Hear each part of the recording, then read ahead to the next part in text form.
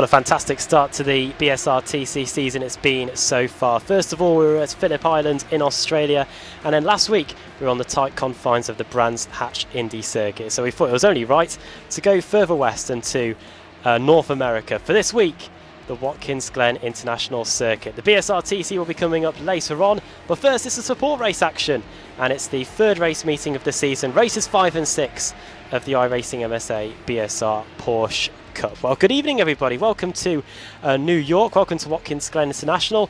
I'm Adam Bath, and alongside me for this race meeting it's none other than iRacing World Championship driver Alex Simpson. And Alex, Watkins Glen International, undulating fast circuit, and these Porsches, they're going to provide two entertaining races for us tonight. Yep, looking forward to both of these races. I'm sure they're going to be absolutely fantastic. Watkins, a great track. I don't know anybody on the service that doesn't really like a little bit of Watkins action, fast, flowing, lots of opportunities to overtake even, and some, one of the longest sections that we're sort of flat out through the S's up the hill, going down and into the carousel. No, of course, bus stop to deal with today, as far as I can tell by the layout. So yeah, going to be carrying a lot of speed into that carousel. Just mentioning that bus stop chicane, what's your opinion of it? It does create an overtaking opportunity for the drivers, but without it you've got a much longer straight and more of an opportunity to do some slipstreaming. Yeah, to be honest, I think you get better overtaking without it. I think it's just is a bit short sometimes without when it's in there. Still possible. But yeah, I do think actually the overtaking into the carousel a little bit easier and seems to happen a lot more often. So yeah, it makes for better racing.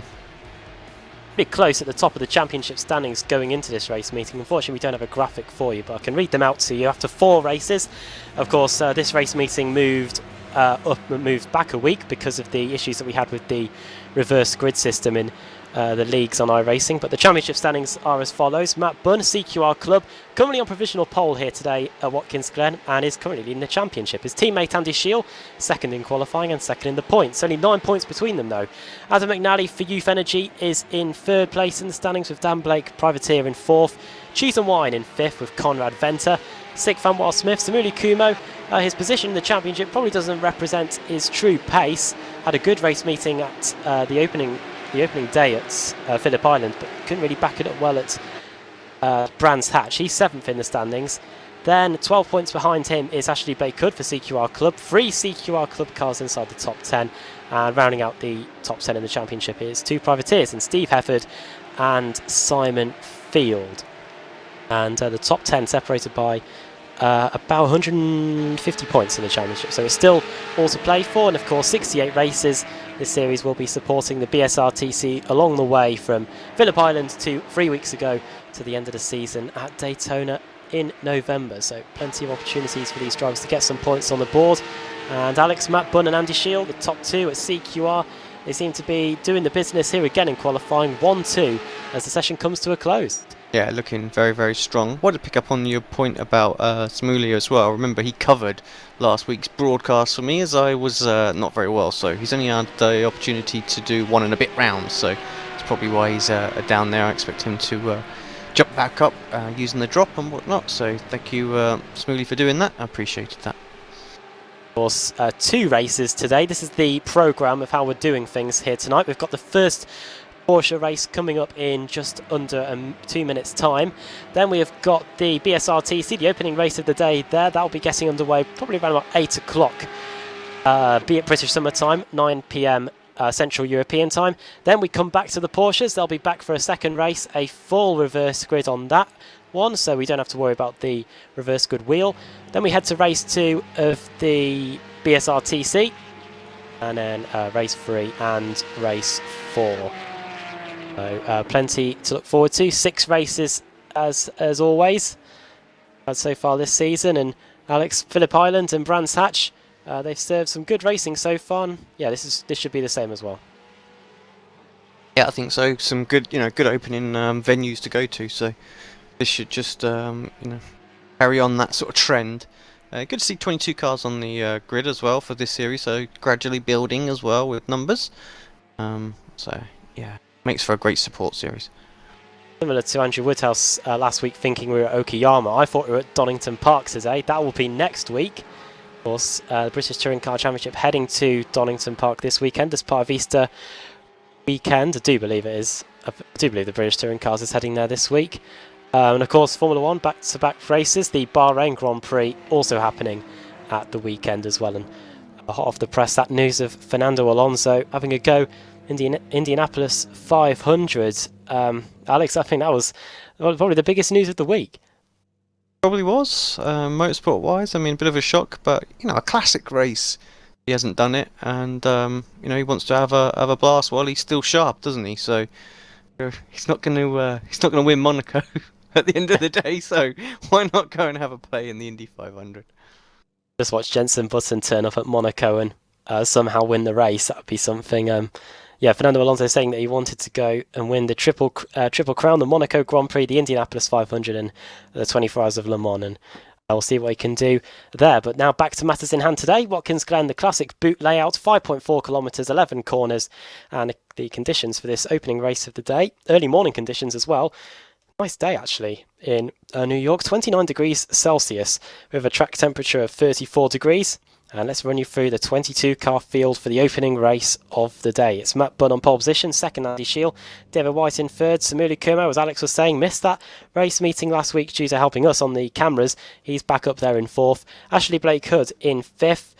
Sixth is Pete Newman, seventh Steve Hefford, eighth Josh Thompson, ninth Dan Blake, Jason Flood, car triple 4 starting in 10th.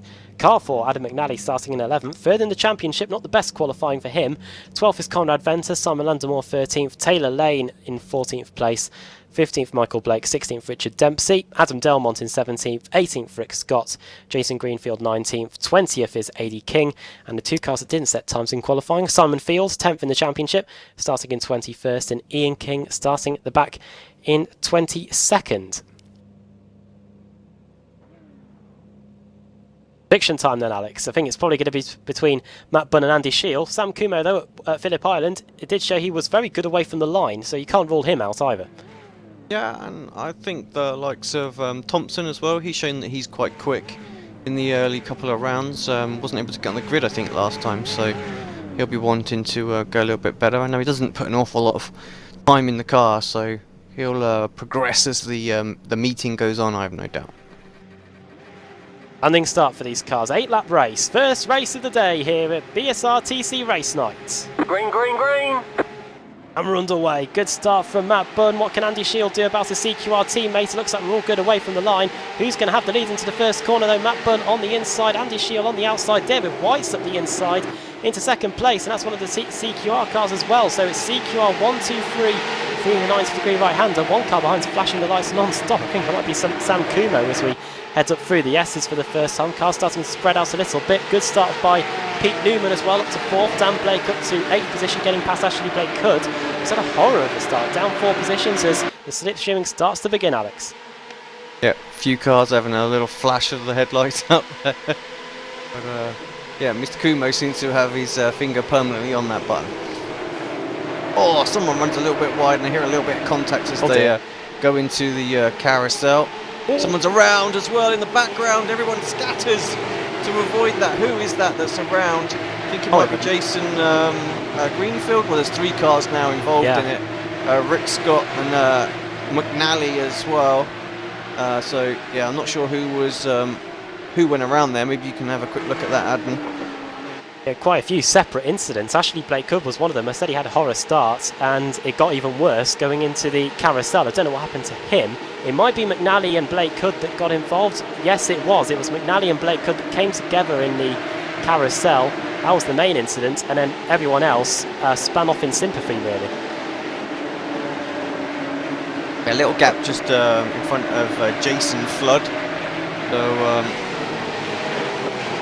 yeah, just I guess that's where they all span and had to scatter. So 1.2 seconds. So top 8 really close together at the moment, nose to tail. And this is kind of what we expect from Watkins Glen. Slipstream really comes into effect. Very difficult to scamper away. Bunn with his great start though, 1.1 second lead. And then first lap in the books, already 1 lap completed out of 8 in these BSR Porsche races. Sam Kumo still got the lights flashing, I do believe. He's down in 6th place, didn't have the best of starts. Got past Josh Thompson on the last lap as well. Battle between Michael Blake and Taylor Lane. Those two going side by side into the S's. not really want to do, Alex, especially Taylor Lane, who was all over the curbs, and that can really unsettle these Porsches. Yeah, I mean, they are pretty stable over the bumps and the curbs and stuff like that, so he probably got away with it a little bit there, but it would have slowed him down a little bit, and that's what stopped his run, and he hasn't been able to get by Blake. Well, back up front again, Sam Kumo looks like he might have just got past Josh Thompson. A lot of locking up. Oh dear, big crash. Going on, and from behind, Conrad involved in that, as well as Simon Landemore. What happened there? So quick look at that one back.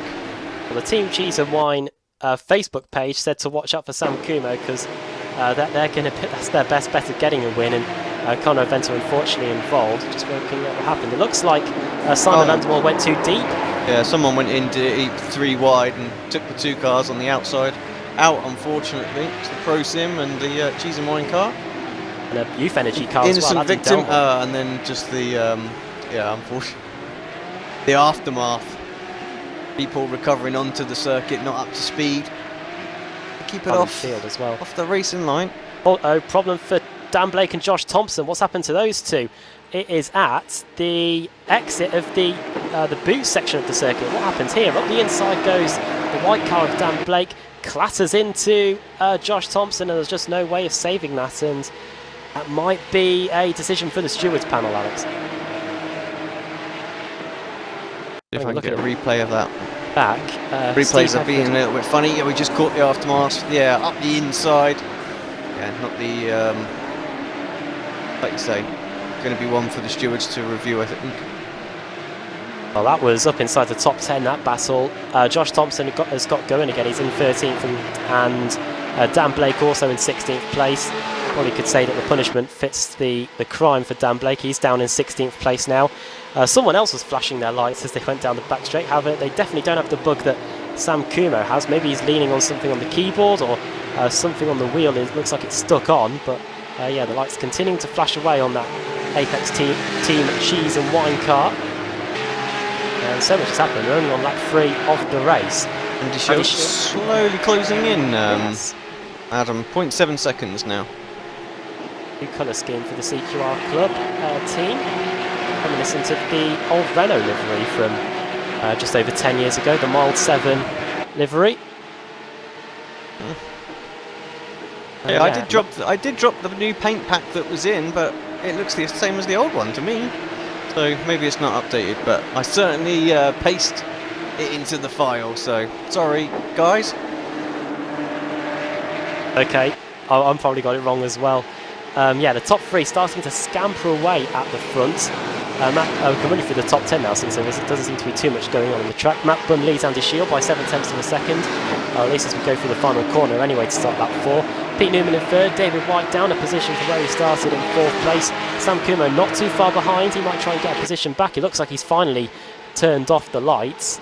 And then in 6th place is Steve Hefford, Jason Flood 7th, 8th is Taylor Lane, who's got Michael Blake right up on the tail of his Porsche 911 and having a look up the inside actually into the first corner. He's in 9th, and Adam Delmont in what is a bad race so far for Youth Energy, rounding out the top 10.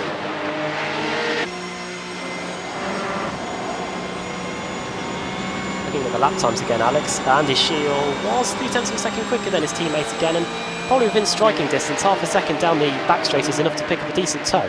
Yeah, and he's bringing Newman with him as well. Newman with the same sort of lap time, so all 3 CQR guys getting nice and close. Matt Bunn in 1st position, Andy Shield 2nd. Looks like Ashley Blakewood and Richard Dempsey might be having a battle going into the carousel. That's over 11th and 12th. Blakewood on the outside, Dempsey on the inside. Blakewood in that CQR car, and Richard Dempsey driving for Youth Energy. And at the inside goes Ashley Blakewood, recovering these positions after getting spun around at the carousel on the opening lap of the race. Just in front of those guys, Alex, it looks like a battle that continues between Taylor Lane and Michael Blake. Blake might get a good run at here out of the right-hander. Yeah, it certainly did. Already to the inside, getting that run. So we're going to have to do it on the brakes, though still isn't fully alongside. Great job, Void's locking up.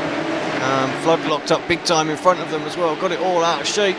And these guys are closing in. Back up the inside for Lane. Aww.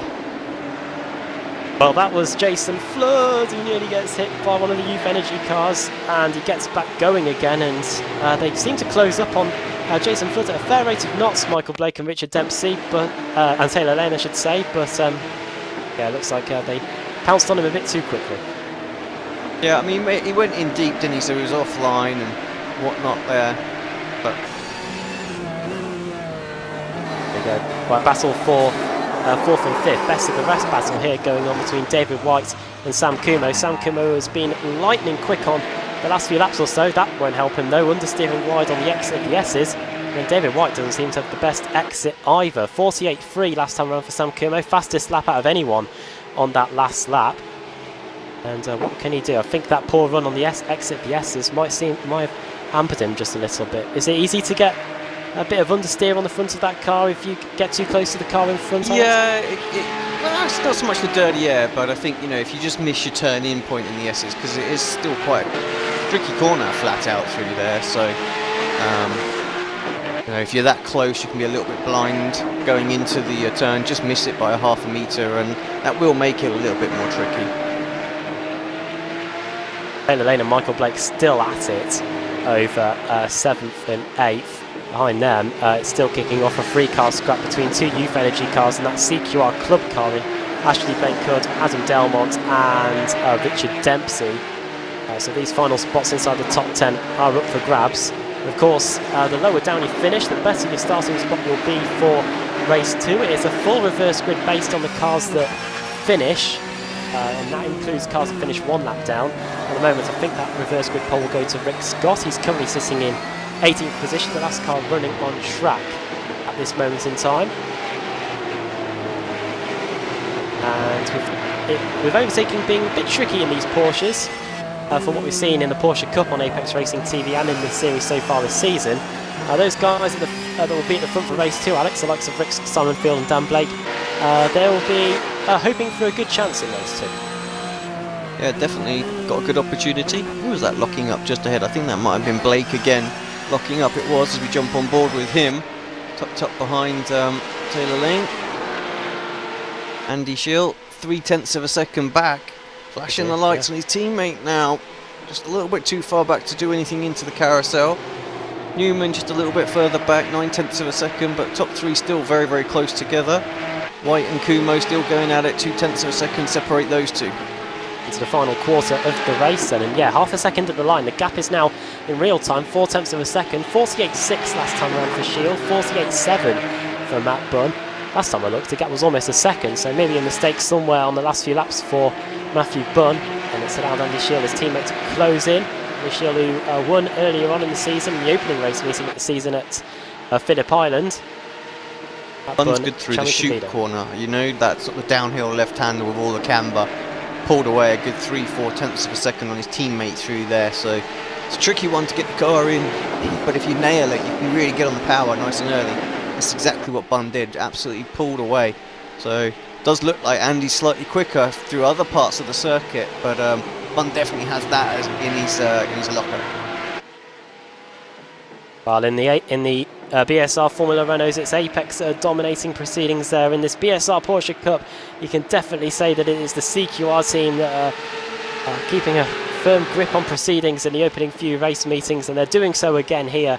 Lap 7 of 8, 10.8 kilometres to go to decide our winner. Matt Bunn locks up and goes wide through the first corner, uses that runoff area, which doesn't give you an incident point, incidentally, on the iRacing service. And now up through the S's. And Andy Shield trying his best to stick with him. Matt Bunn was the quicker car on that last lap. There's a few position changes going on further back. Josh Thompson looks like he's got past Richard Dempsey. Dempsey's not giving up, actually, looking at the inside into the first corner. A quick flash of the lights as well from him.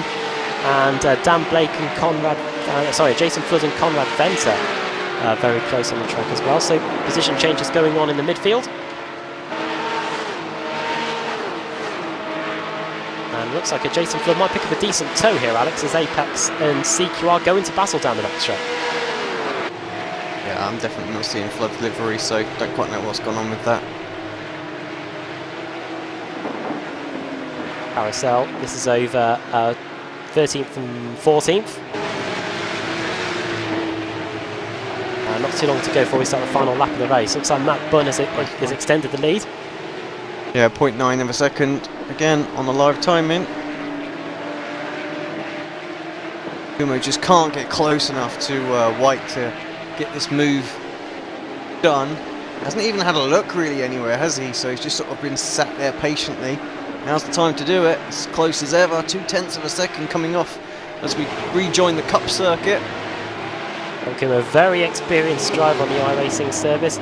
As they've been racing the Porsche recently, races in the iRacing Porsche Cup on the Monday nights. And through the final corner we go then. White flag is in the air for the first race of the day. And of course remember that the BSRTC is coming up in the not too distant future, straight after this race in fact, as we start the final 5.4 kilometres. Kumo looking up the inside into the first corner. Kevin Harvick and Juan Pablo Montoya had their little fight 10 years ago in the NASCAR Cup Series. Now we're through the S's, and if Kumo can just keep with David White through this final section and gets a good run like he has done, could have an overtake going into the carousel here. Best one I've seen, best run he's had.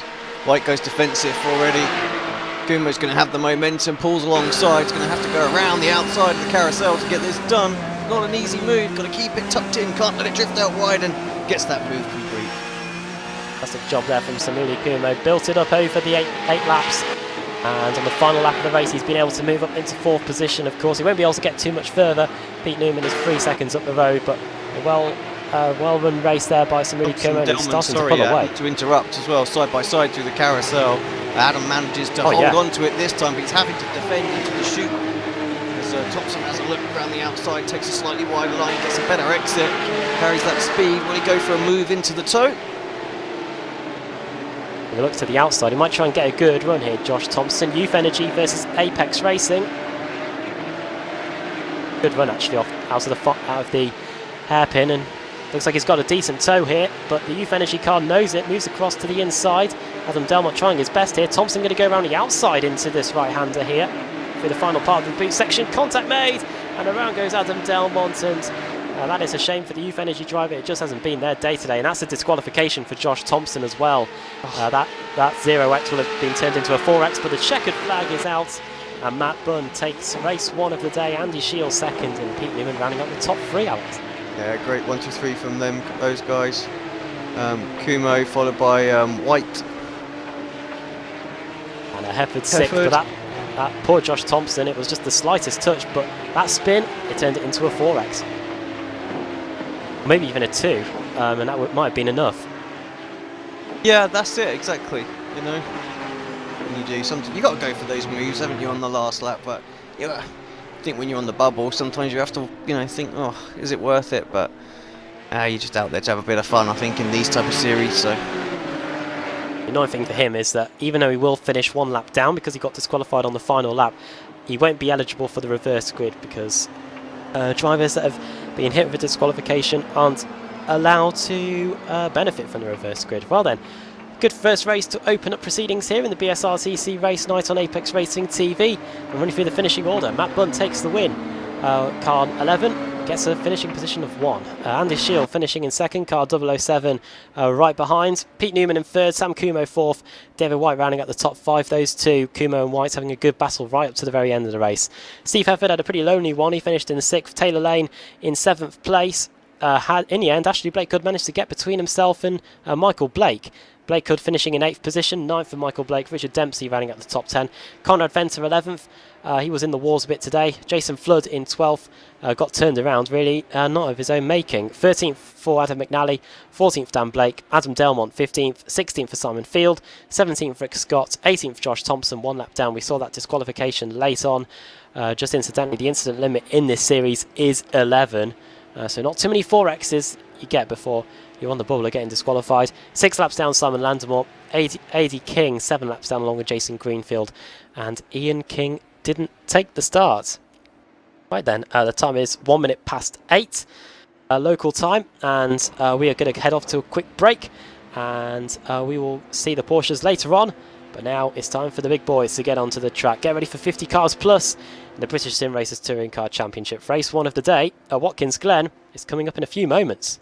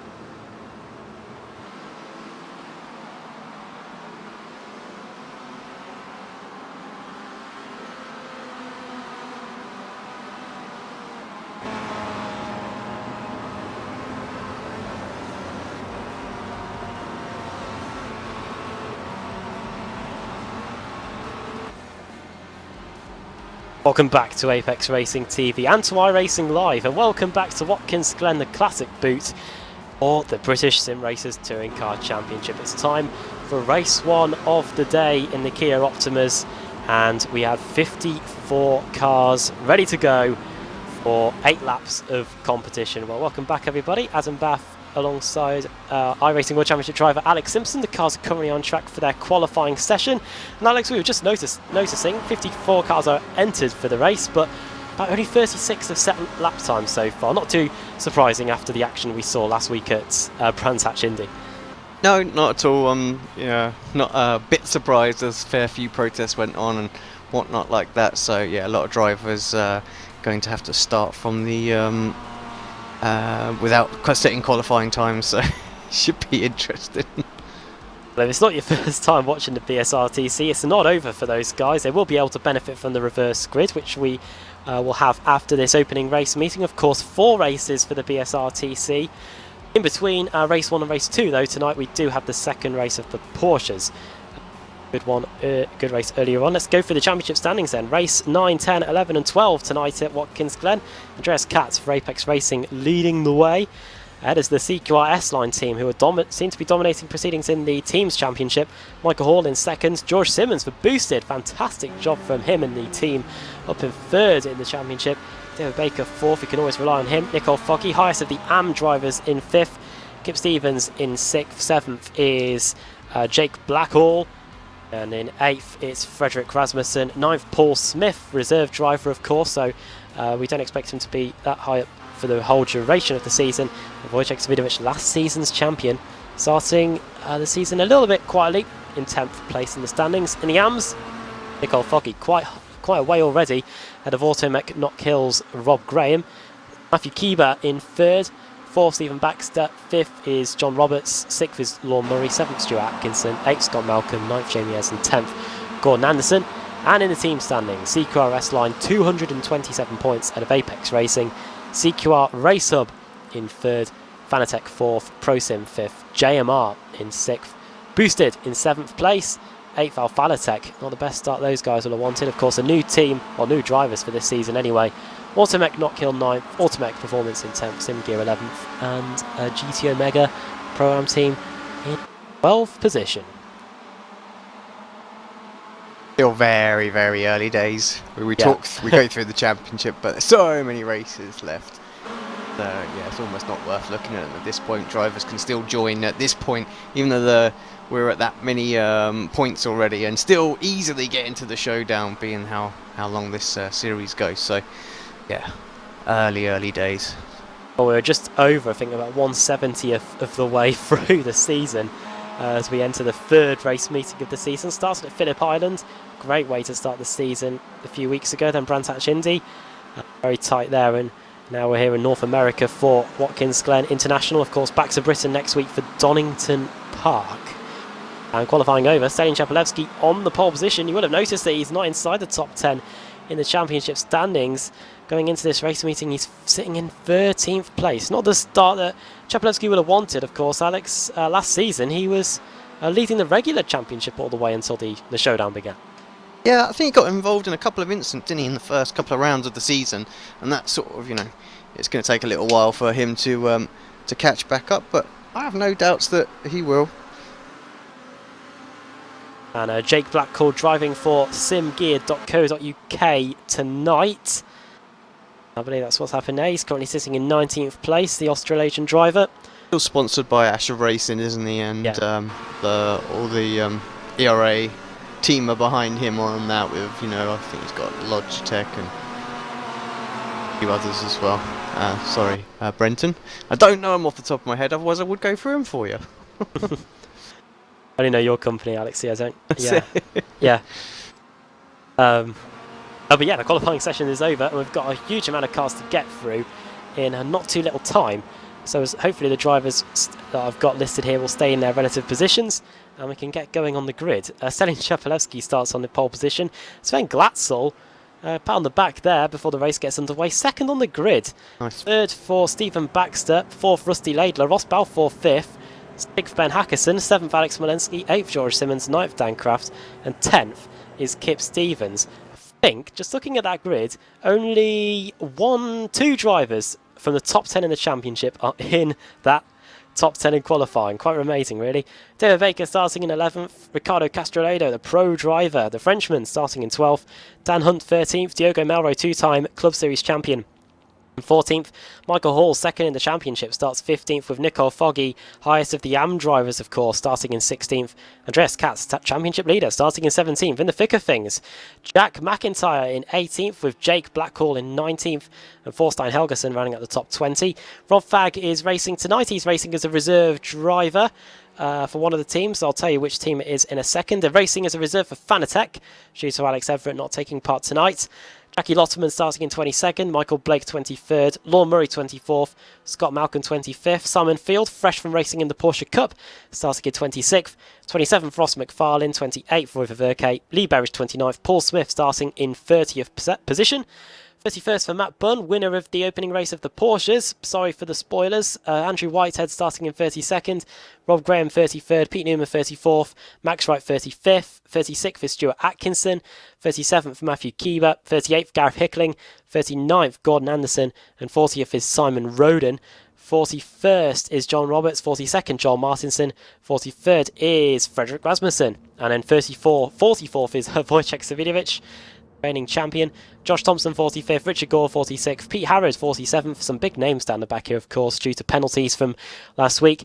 48th Julian Janowski, racing again after losing his appeal at Brands Hatch Indy. Ash Sutton in 49th place, Nathan Davis 50th, Stuart McFadden 51st, one of the hot young prospects of the BSRTC. He's starting towards the rear today.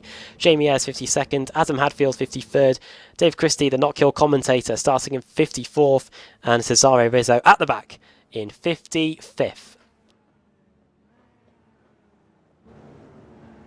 Right on, mate. As always, take a breath.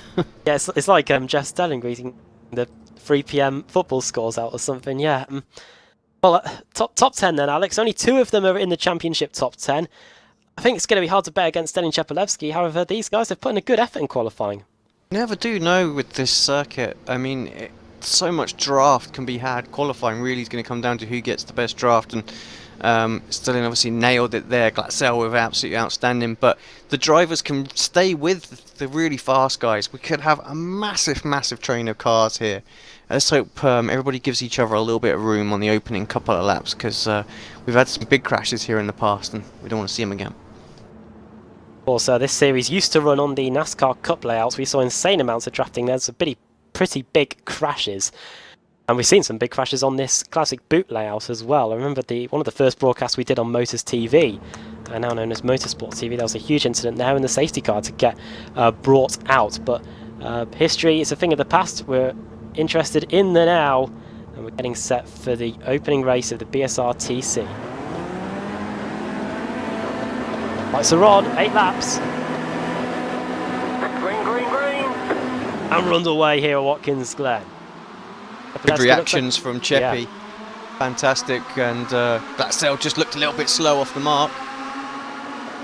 Into the first corner, Glatzel's going for it. Round the outside of the first corner, he's found the grip, he's got the line, and he might just have the lead here going into the S's. Sven Glatzel has got the lead. Fantastic move around the outside by the Fanatec driver. And he's got Stelian Shepelevsky all over the place in second. His teammate, Stephen Baxter, is in third for Fanatec. Fourth is Ross Balfour. Good start from him. Already gained the position past Rusty Laidler. But here comes Shepelevsky, Alex, as we go down the back straight. Yes. I get a little sense of feeling there that Cheppy had some sensible driving there, let that move happen, because he knew he was going to get an instant draft straight back through and back into the lead. But yeah, from the Fanatec lads in second and third, great start for them. Great setup on that car, it looks like, for this opening race, for this race meeting anyway. Going into the boot section then for the first time, 54 cars, quite incredible really. We'll try our best to keep our eye on all of them. And some side-by-side racing there. I think that might be Ben Hackerson. No, it might be George Simmons actually, with Dan Kraft going into up the inside. Oh, bit of contact there with car 5. That was wasn't car 5, it was car 6. That was Alex Smolensky getting run into the back of there. George Simmons up to 7th position. Pete Newman might have had a good start, I can't tell. It looks like he might be in 11th place. But now we're heading into the back end of the boot section. Alex Free wide, Michael Hall, Kip Stevens, and that is also Dan Hunt. A lot of action going on in the midfield there, just outside the top 10. Kip Stevens hits Michael Hall into the left-hander, and looks like he's just able to rescue the car in the Porsche Cup. That would have been game over, but yeah, some elbows out racing in the early going. Yeah, very tasty racing. Huge amount of cars out there. Just see them all flood through. But yep, at the front, still looking really, really tasty. The line then, you can't really separate any of these guys. It is that close as we come across the line. We're always used to seeing close racing here at the Glen. And into the first corner, Stelian Shepelevsky is a 0.2 of a second lead at the end of lap 1. From what I can see, some of the biggest movers, Savidovic up 8 positions, Ash Sutton up 15 positions, no surprises there. And who else? Frederick Rasmussen up 15 positions as we head back out onto the back straight. Shepelevsky probably going to get eaten up a little bit here by the Fanatec cars. Let's see what their straight line speed is like as we head down the back straight. Sven Glatzel about to top 250 kilometers per hour in these Kia Optimas. They are very quick machines. 253 on the brakes into the carousel. Yeah, crazy speed really. The car is very underjudged sometimes, and yeah, they're going to be putting down lap times. Very competitive out there. Inside there, that is George Simmons versus Rusty Laidler. That is boosted racing, of course, with Ben Hackerson, who does well in the World Series, the Kia Cup, which we run on Saturday nights. He's trying around the outside of one of the Kia veterans in Rusty Laidler races as well in real life. Those two going at it down the back straight. Hackerson wasn't given the most room in the world there by Rusty Laidler. Laidler racing him hard in the early going here, and Laidler back up the inside, but he might go a bit deep, and Ben Hackerson has to get onto the curbs there. Yeah, just wants to cut back, doesn't he? He's trying that around the outside this time. These guys having a great battle out there. Who was that? Smolensky just behind them. Oh, bit of contact. This is could be trouble. He's holding on to it. Broken left front, isn't it? And he's gone, and that's why he's out back of to the way, pits. fortunately though. So good driving from Laidler. Yeah, you can see the car steering all over the place at the moment, just trying to keep out the way of everybody. Well, that's the first example today of the Kia Optima. If you do get into the back of it, sometimes it just does get out of shape, and Rusty Laidler was unfortunate there with the Armco barrier on the inside, and yeah, that's the end of his race 1.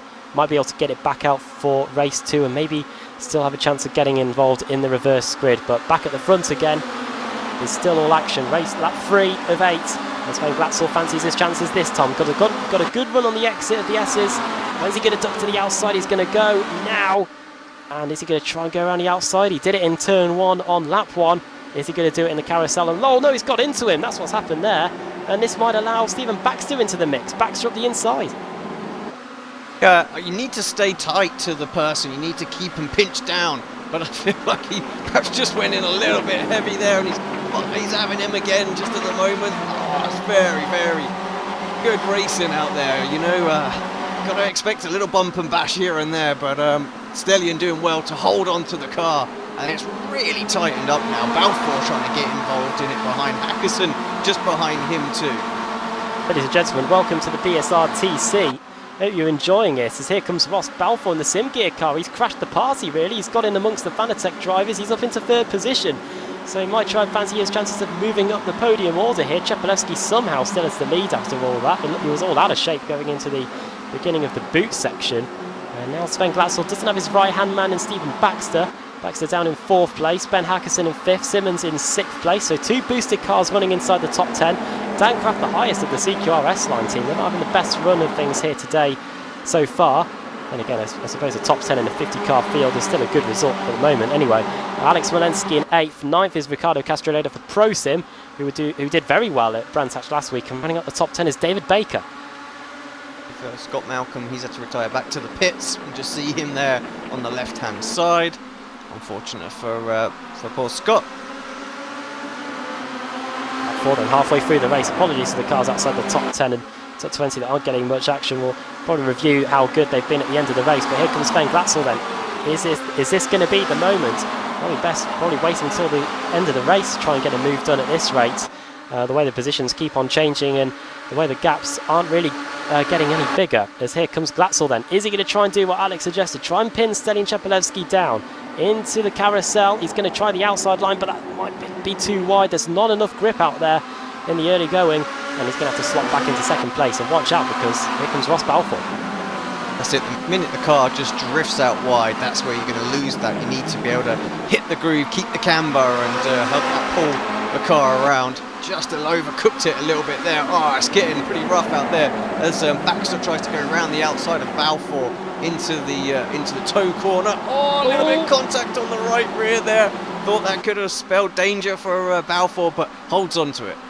I thought that was going to be a quarter panel into the wall. Sven Glatzel having a little look, actually going into the back into the boot section, nearly runs into the back of Chepelewski. Here comes that is Ben Hackerson with the black and white. Oh no, that's a disaster. Bang into the Onco wall, and he's going to have to get going again. He does, and thankfully no one collects him. But yeah, that was a quick quarter panel, pretty straightforward, and the stewards might take a dim view of that. Yeah, again, I'll let them call that one. The quarter panels are always tough to, guys are racing hard out there. There's not an awful lot of room between them, and unfortunately, just the merest little touch just sends the car like that. And Hackerson continues. You might have to watch out for his incidents, of course. 11 incidents. We saw Josh Thompson in the Porsche race earlier get disqualified for hitting that incident limit. And you do get 4 incidents taken up if you do send a car off into the wall. And Ben Hackerson will now have to worry about that for the rest of the race. That has split things up a little bit now. 2 cars battling for the lead in Stelin Chepelewski and Sven Glatzel. And 2 cars battling for the final spot on the podium to George Simmons and Ross Balfour. Interesting little battle going on out there as well. I've just been keeping an eye on the live timing. That's between Ash Sutton and Fred Rasmussen. There've been nothing between them working their way up through the field. Obviously both started way down. Sutton now in 22nd. Paul Smith just separates them for the moment. Someone with a slow down on the left there, is that? No? But yeah, so we'll keep an eye, see who comes out on that little battle. 4 laps to go.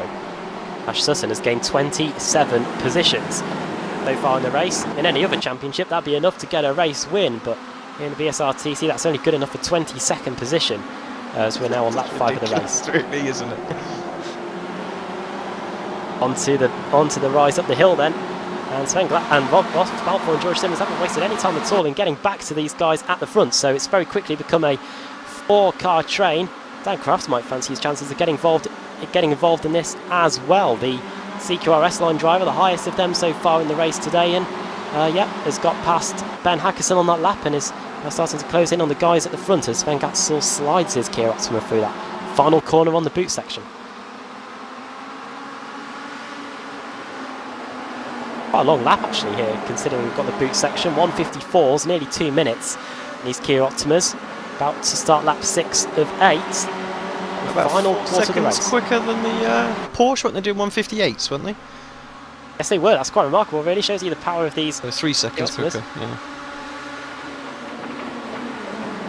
Lillian just cannot get away at all. Runs a little bit wide into turn 1. That gives him a little bump. That'll help his exit though. Through the S's then. Last time around 55.2. 3 thousandths of a second between Chepelevsky and Sven Glatzel. That's how close it was. Glatzel's got a good run again, but he needs to be careful because if he does go to the outside, Ross Balfour can easily make up that gap that he's vacated. Here we go. This is fantastic here. He's trying to get close to Stelin Chepelevsky going into the carousel. He unofficially has the lead. Chepelevsky might give it to him here. He's got the grip. Sven Glatzel on the outside. He's got the room for manoeuvre as well. 2 by 2 actually as George Simmons and Ross Balfour go at it in a battle for third. Up the inside goes Glatzel. He goes in a bit deep, but he's able to slide in front of the apex car, Stelin Chepelevsky, and Sven Glatzel takes the lead, Alex.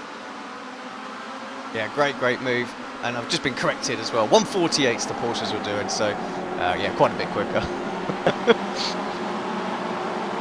Would be a bit of a problem, I think, if Porsche were manufacturing cars slower than Kia. But there you go, down the boot section and now into turn 8, the heel. Simmons to the Simmons to the outside. Balfour back up the inside. We could have another quarter panel here. We already saw a boosted car have a quarter panel earlier on. Up the inside goes Simmons. Nearly goes into Chepelevsky. He was so late on the brakes. And now they're going to be wheel to wheel on the exit of turn 9. And into turn 10 we go. The penultimate corner. On the outside is Ross Balfour driving for Sim Gear. Second full season in the BSRTC. Back up the inside goes car 24 and he's able to hold on to that third position. George Simmons trying everything he can to try and get by as we start the penultimate lap of the race, lap 7. Yeah, nothing. It's good to see Balfour back in. Obviously was for what team last season? Can't remember. Friction, I think. Yes, that was it. Friction. Good to see him back in this one as well. So.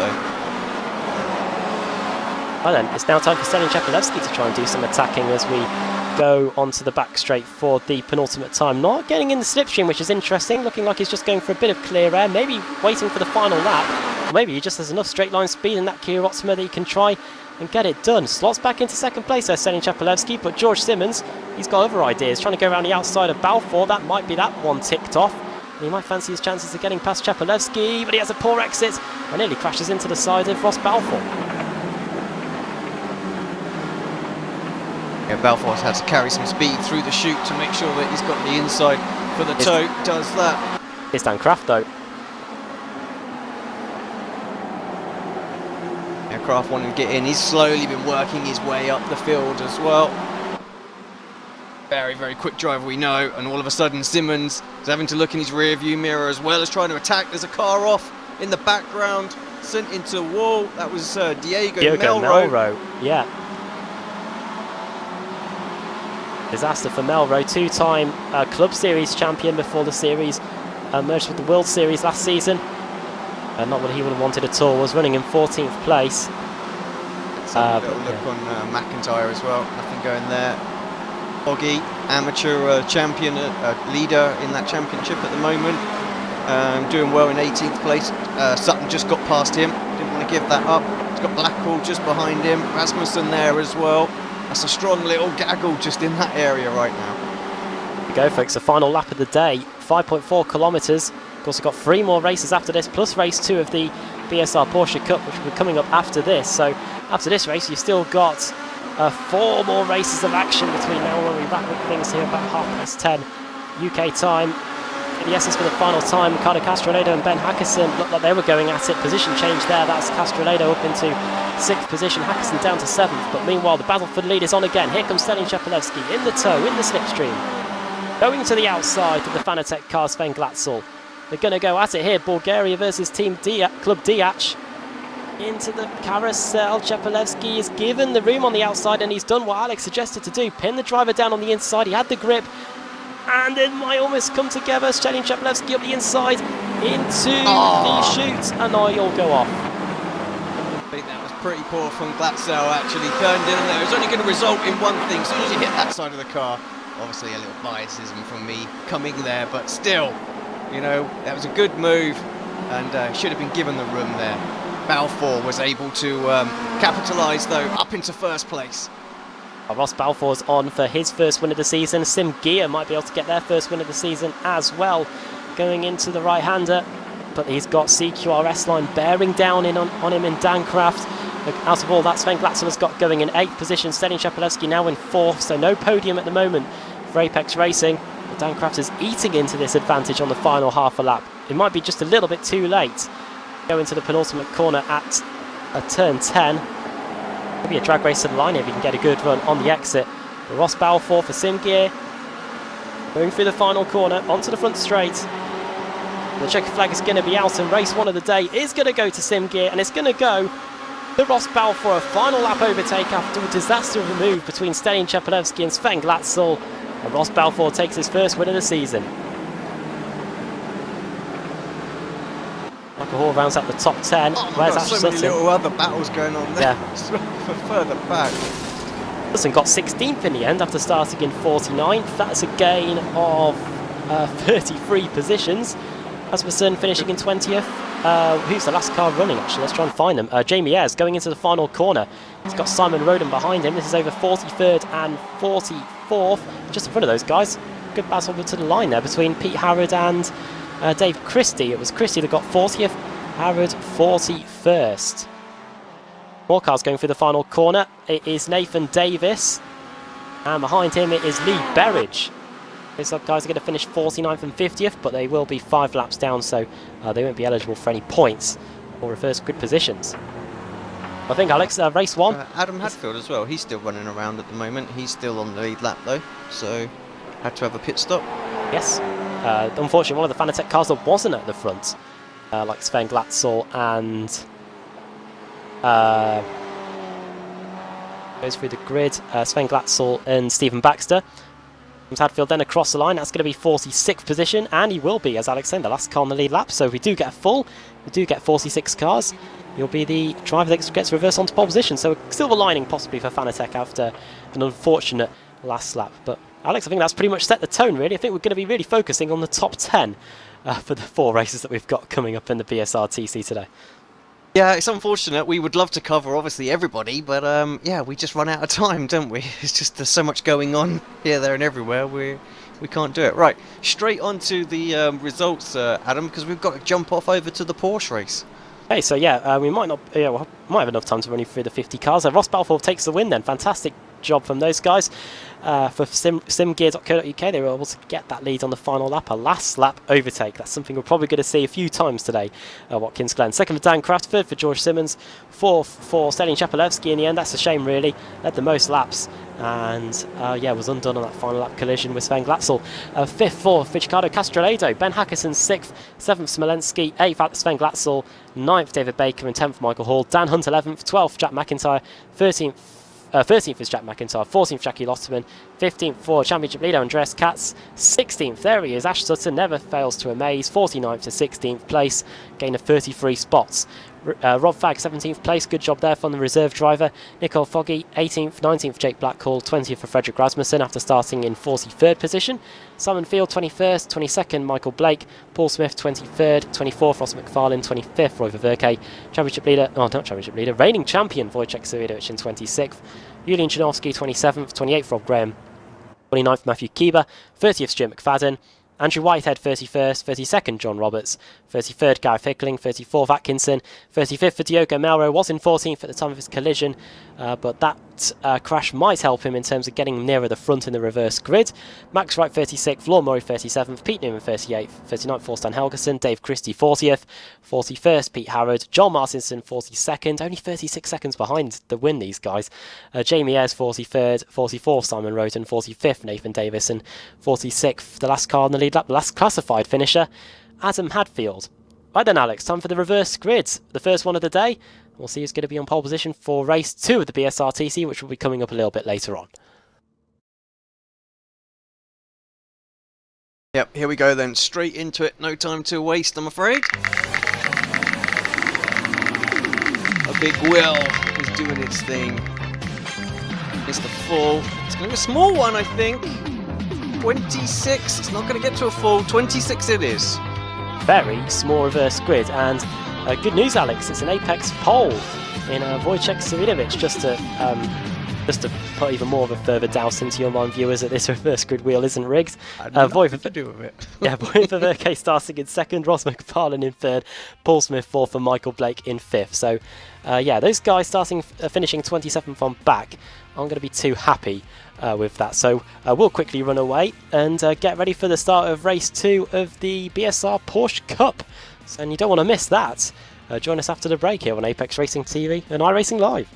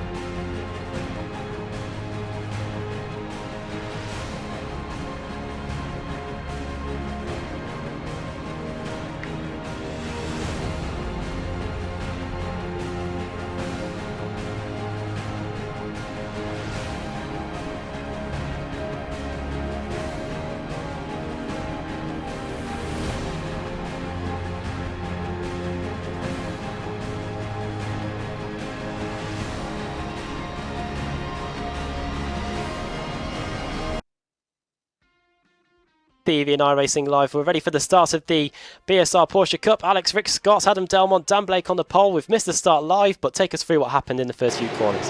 Yeah, here we go as we just join it at the end of the straight as Rick Scott I think had a good start, no real issues, no mistakes or anything like that. Good first couple of corners. Steve Hefford unfortunately does look like he is out of it, and a little accident into the chute there for someone, not sure who that was, just in the background. So yep, we're up and running, and we're going to jump back to live. In the first lap then, Dan Blake leads Rick Scott, who's under all sorts of pressure from Ashley Blake Hood, who didn't have the best of race ones. He's going to try and go around the outside the CQR driver. I've still got blue and yellow paints for I have Alex. the right paints now, yeah, it just hadn't updated, hadn't refreshed, so weird. Blake Hood up into second position, and here comes the Youth Energy car of Adam Delmont to take the spot away from Rick Scott as well. and that is Adam Delmont into third position. So in the space of a lap, Rick Scott down from second to fourth. Josh Thompson also got past Conrad Venter just a moment ago. That was in the heel bend at turn 8. And some side-by-side racing here. That's between behind Matt Bunn. That's Taylor Lane versus Josh Thompson. Oh, no contact. Around goes Richard Dempsey. Back across the track and up and over he goes. Taylor Lane, the unfortunate car that got collected there. And a CQR car going through the grass and the gravel as well. That was our race 1 winner, Matt Bunn, Alex. Won't be happy with that. Matt would have only just about got into that session, I think, in time as well, having just done the Kia race as well. So, yeah, very close timings tonight. Indeed, yeah, we just about made the start. But yeah, up through the hill we go then. Dan Blake, retired from the Kia Optima a few seasons ago, has taken up the Porsche here and is doing well so far, but he's got a CQR car bearing down in him, and Ashley Blake could. Lap 3 of the race, again an 8-lap race here for race 2 in the BSR Porsche Cup, and he's closing in. The gap's coming down visibly here as we go into the carousel.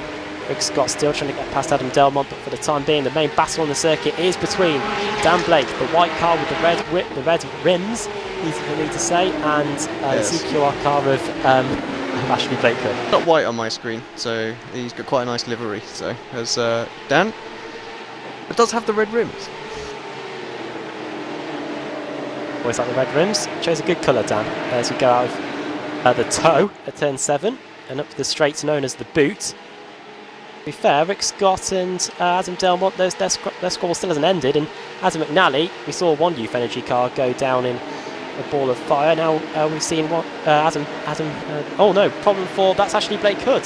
I looked away just for a second, and Ashley Blake Hood, who was chasing down Dan Blake, has lost it going into the heel. Lost it on his own actually. He tried his best to minimise the effect of losing the car, but it is enough to put him down the order and into 5th place. Yeah, and Thompson around as well. I'm not quite sure what happened to him. Let's take a quick look at that one back. Well, he was disqualified in the opening race of the Porsches. Let's see what happened here. Please. Oh, he just went into the back of someone. And, yeah, oh dear. Spun. He went into the rear of Adam McNally. And McNally was able to continue after that, by the way. He's in a 4th place. But this has helped Dan Blake enormously. A 3-second lead now back to Adam Delmont in 2nd. Rick Scott 3rd, McNally 4th. Ashley Blake Hood now trying his best to get back through the order. 2nd place still is a real possibility for the CQR driver. And he's now going to try and get past Adam McNally down this back straight. With the speed, 265, 270 kilometres per hour, these Porsche 911s. 273 before we hit the brakes into the carousel. Blake Hood behind this Youth Energy car of Adam McNally. Races in the Kia Cup Series on Saturday nights. Apex Racing TV. McNally and Blake Hood now going to the outside, going into turn 6, the chute. Their way through though. This is a good defence here by Adam McNally. And it shows that these CQR cars, when they're in the mix, in the battle, aren't going to get it all their own way. And McNally doing a good job here, Alex. Yeah, I think he's, he's tucked up behind Rick Scott. He wants to try and get Rick here as well, having a little look. Just dips back in. Who was that? Oh, that was Delmont, no, wasn't it? Massive lock up behind. Oh no, and, it's all gone wrong. What happened to McNally? We just looked away just for a second, and we come back to him on board, and all we see is the Armco. He got crashed into the back of by Ashley Blake Hood. It was in the same corner where Blake Hood had his spin a lap ago. Yeah, Blake Hood suffered for it as well, down into 11th now. And McNally got going in 15th place, so might be a trip to the stewards there for those two later on. Of course, they're both competing in the BSRTC that will be getting underway later. Well, I think Blake Hood is anyway. To the front straight then, lap 5 of the race now. And side-by-side racing here between David White and Aaron Gearing. Also Michael Blake and Conrad Venter. Michael Blake up into 6th place there, Conrad Venter down to 7th. And then a nice squabble behind him in Aaron Gearing. And then the 2 CQR cars in David White and Pete Newman. Yeah, good little, tight little pack here, isn't it? I follow Michael Blake leading that one after the move on Venter there. Okay, that Sam Kumo is down in 13th position. Not too many positions gained there by Sam Kumo. And Michael Blake running very wide there through the carousel. This allows Conrad Venter into the scrap. Venter is going to be a brave man to go to the outside. What happened there between Sven Glatzel and Stelian Shepelewski in the BSRTC race that was on earlier on. You make it sound like that was about an hour and a half ago, but realistically it was about 7 minutes ago. Which is the way these BSR... Oh dear, that's a big one.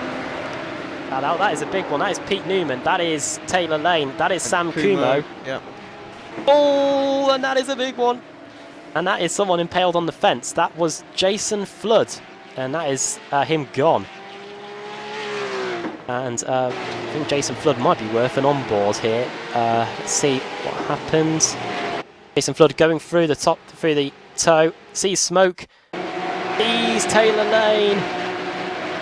He's off for a ride.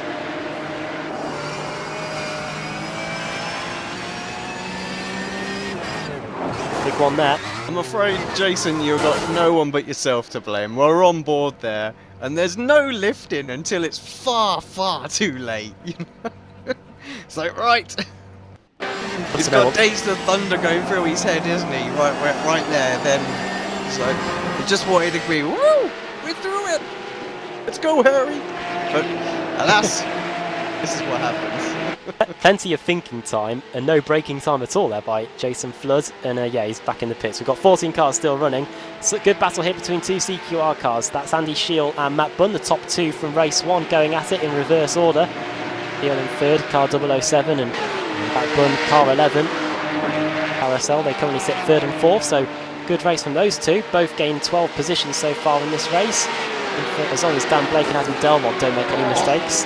As Delmont hits the wall hard, and both the CQR guys should get the run on him easy here. Eyes have lit up a little bit here. And what is the gap actually between Delmont and Shield? It's about 1.1 seconds. A bit of time for them to close in. We've got just over 1 and a bit laps to go here. 2 and a bit laps to go, I should say. When we get to the line, it will be starting lap 7 of 8. Shield and Matt Bunn starting to have a little battle of their own here going into 9.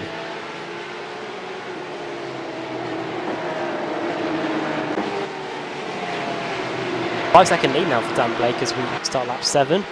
5.6 second lead over Adam Delmont in second place. We'll see what the lap times are like actually when we get to the line. Last time around, Shield was 7/10 of a second quicker than Adam Delmont. We'll see what the lap times are like this time as we come over the line. 48.8 for Delmont, 47.9 for Andy Shield. That's almost a second difference between the Youth Energy car and the CQR car. And going at that pace, Alex, he's going to be in the slipstream, yeah. No chance of catching Dan Blake, he's away. 5.8 seconds clear of this one. Down the straight we go. David White's just retired back to the pits. He must have had a crash. We'll have a look at that in a moment. But here comes Andy Shield to the outside into the carousel. And that is second position. There you go, done around the outside. Matt Bunn might follow him through here, up the inside into the chute. Oh, he's out of control. Nearly takes his teammate out. Collects the car, but it's not enough to send him from going into the wall. Yeah, no major damage. Should be able to hold on to that position. Let's go see if Rick Scott can get a run. No, he can't, so did enough. Had to go for it, did Bunn there, though.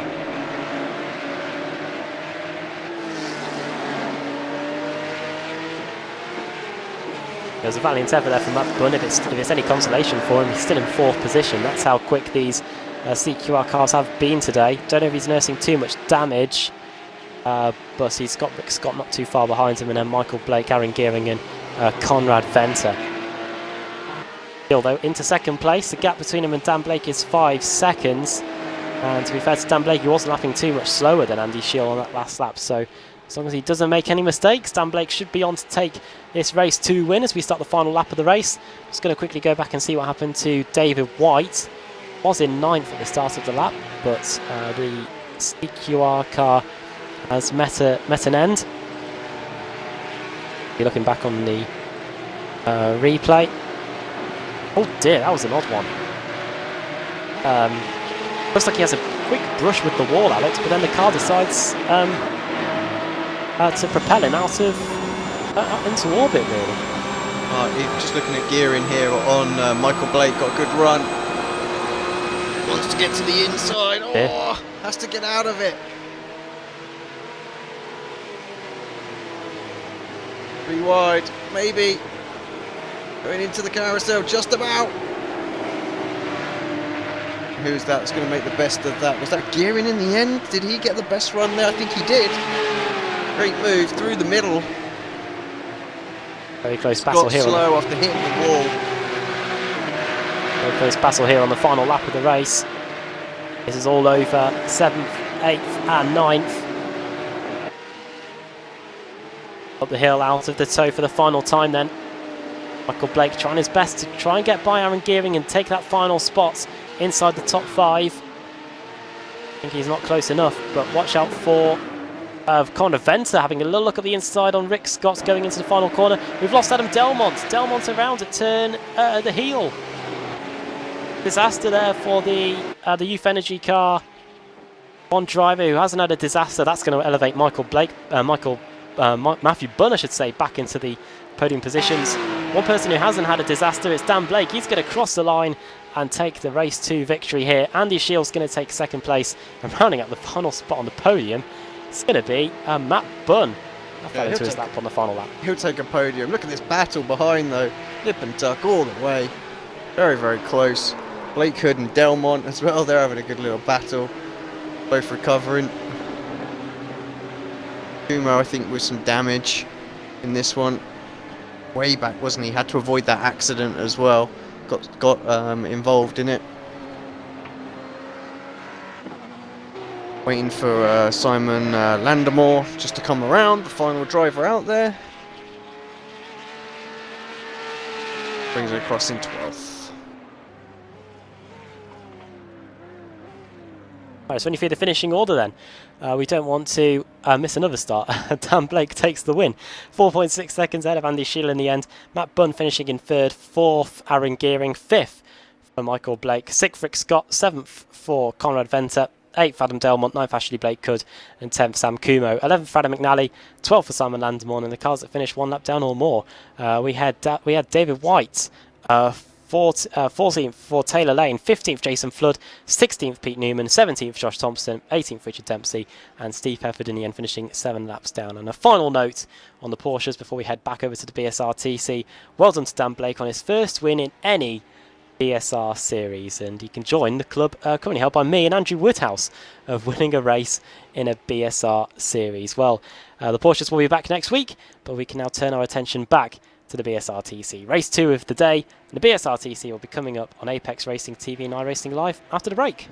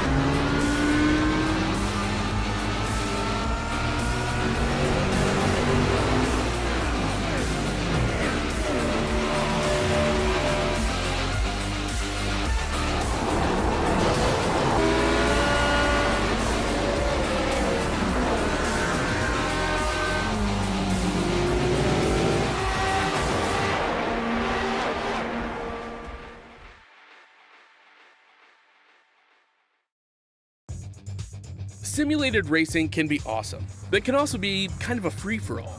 Interestingly, auto racing faced the same problem in its earlier days. Whether it was on the back roads, the beaches, or the city streets, the racing was fun. But there was always a certain level of chaos and danger, until some folks came along and put some order to all of this. Stuff like official racetracks, regulations about weight and equipment, and enforcement of standards. That's what gave us high-speed excitement, fast-paced action, and photo finishes. That's when racing became racing.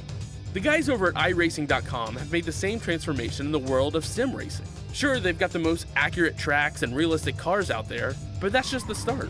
See, iRacing analyzes the performance and results of each driver in every race, so you can be sure you're always placed in races where the competition will be tight, and that those reckless drivers who ruin it for us all are kept in the pits. Not to mention that with over 45,000 active members already in their vast community, you can find races day and night, so you can always get in on the action. You can even join a league of your favorite series. And since updates are always automatic, you don't have to worry about software and can focus on the track. Zip up your fire suit and check out iRacing.com.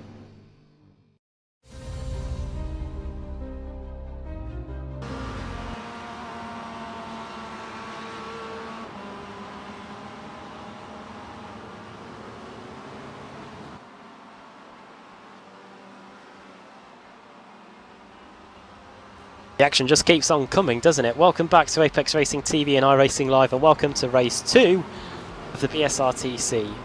We've already had the race 1 earlier on today, and we've had the Porsches in between then, but now we can finally sit back, Alex Simpson, and not have to worry about constantly making sessions on time. We're now in for the next 3 races. Yeah, much more relaxed in the interval. But yeah, good couple of races from the Porsche guys tonight. And yeah, I think well done on Dan Blake picking up his first ever win in a BSR event. Even getting myself my acronyms confused there, going back about 15-20 years when I used to race model cars, and the rest, Alex, like 20 years. Oh, never mind. Well, for viewers that weren't around earlier, race 1. Pretty eventful, and it was all going on inside the top 5 really. Selly and Chepelevsky versus the 2 Fanatec cars who really seem to have got the setup really nailed on around this circuit, Alex. Yeah, Glatzel and Baxter look very, very good indeed. Gutted for Baxter actually, just right in the thick of things, and just got the tiniest of tags, sent him into the wall. Where did he finish in the end? Did he finish? He had pretty bad damage, didn't he? So, gutted. But let's see what they can do anyway, coming through.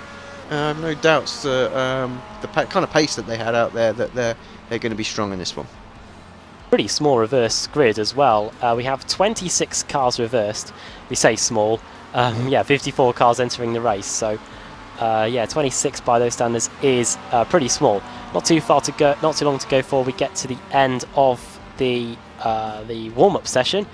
Pit lane starts for the following drivers: Jackie Lotterman, Julian Janowski, Stuart McFadden, Lauritsen and Ash Sutton for this race. And yeah, we'll see those guys starting from the pit lane. Shouldn't have too much of an issue. Just quickly, Ash is going to have to do it all again then. Yes, yeah, he gained 33 positions in race 1. Now he's got to do it all again in race 2. Just before we run you through the grid, I'll tell you, Alex, where Stephen Baxter finished. He finished in, as I quickly types Control F, he finished in 47th place, 4 laps down, so that hit with the Yonko barrier did really ruin his race.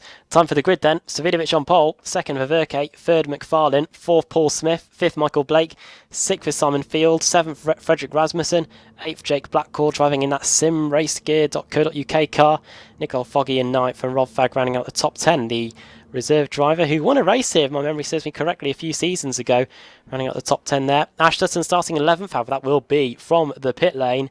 12th for Andreas Katz, 13th Jackie Lotterman, 14th Jack McIntyre, Van Hunt in 15th, Kip Stevens 16th, 17th Michael Hall, 18th David Baker, 19th Sven Glatzel, and 20th Alex Smolensky.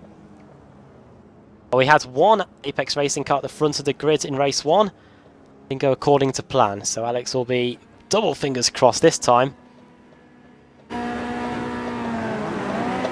revs rise. Here we go. Good luck, everybody. Green, green, green. And we're underway. Look at that Swedish. shot. Look at them all coming round this final corner. Sorry, Adam. Just had to get that in there. Amazing. It's off on Savinovic then, but he slides his way into the first corner. Not the best line, but it worked. Side by side though between Paul Smith and Roy Verke. Verke going for the lead actually at the inside into the S, and so he got a fantastic run on the exit the first corner. Did Roy Verke, and the Automech Knockhill car takes the lead as we go onto the back straight. Paul Smith in that CQR race up car trying to get past Wojciech Savinovic as well as here they all come, Alex. They're fanning out already. Yep, let's hope for a clean first lap like we had the last time. Back to the lead for Savinovic. Does exactly what his teammate did the last time by. And looks good so far for everybody. Oh, someone's around. That's a Alpha car, I think. Who was that? It was... Oh, might be on your own, Alex. I'm trying to find my way back. Yeah, I want to say it was Whitehead, actually. Yeah. I'm not really sure. So, but just all out of shape. But he was in a boosted car. Andrew Whitehead, yeah, I thought he was in a boosted car. Didn't look like an Automech livery or... Yeah. There you go. Well, down the back straight we go then. Down the boot into the toe. Heel, I should say. And Savinovic doing well here, but Selin Chapelevsky wasn't able to break away at all. McFarlane around, I think. Yeah, Ross McFarlane around. Oh dear. Oh no. Oh, it's big crash, I think that might Michael Hall. And Andreas Katz as well. Andreas Katz retires straight back to the pit lane, so a disaster for championship leader Andreas Katz. Leading the points going into this race meeting, and it looked like the basic 3-1 doesn't go, Alex. Collision with him, Michael Hall. And who was the other car that they were in the middle with? And that's first and second in the championship, isn't it? There, right there. Faster. End of the opening lap then. And it's Savinovic leading the way, 0.4 of a second ahead of Roy Verke. One of the biggest gaps we've pretty much seen so far. Paul Smith in third, trying to hold back GTM Mega's Simon Field. And then it's Frederick Rasmussen, so a nice free car gaggle here as we go down the back straight. Paul Smith, very experienced, both in commentating on Kias and racing in Kias. Going to have to hold back two of the biggest names in the business. And what have I said? That didn't look at all right. As Rasmussen now goes to the outside of Paul Smith. Yeah, Smith and Field just got into each other there, didn't they? So Rasmussen was lucky. Could have easily been collected into that and just sent to orbit, but as it was, just got a little nudge, sent him out wide, he's able to recover and up into third place. Of course, Frederick Rasmussen, one of the two pro drivers that we've got in the field today, the one being Ricardo Castroneto, both very quick. And Rasmussen up into third position, one of the highest I ratings in the field as well, Frederick Rasmussen, 8,870. And he's up the inside there of... sorry, who's that up the inside? That's... I'm trying to work out who that is, actually. It's just put a move there. That's Jake Blackhall, sorry, getting past Simon Field. Going into the final part of the boot section at turn 9. Car 59 versus car 18. Simon Field on the inside, Jake Blackhall on the outside, racing in that Sim Gear car, even though he does have the Asher livery on the car. He's going to go up the inside again into the final corner, but Simon Field in that GTM Mega livery car should have the position for now. And watch out for the Alpha Tech car behind of Michael Blake and also Rob Fagg as we head down the front straight.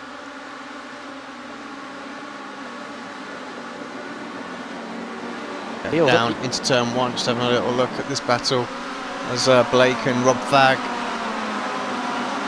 Dan Hunt's right there as well, working his way up.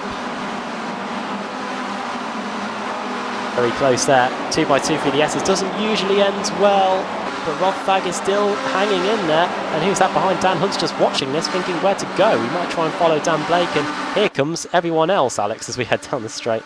Rasmussen for second as well on Verke. Oh my word. Oh, that's it. Drifts that it is it. Big one. Oh. Could have been worse. Big one for Dan Hunt anyway. Just Dan Hunt, yeah. Yeah, he'll say that was bad enough. Just one car impaled into the Armco. That would have been a red flag. Instantaneous in real life there. So straight into that. Would have been cutting him out of that car. Serious impact there. Oh yeah, it would have been 240 kilometers per hour at least heading into that Armco barrier. And yeah, that Kia Optima looking pretty mangled.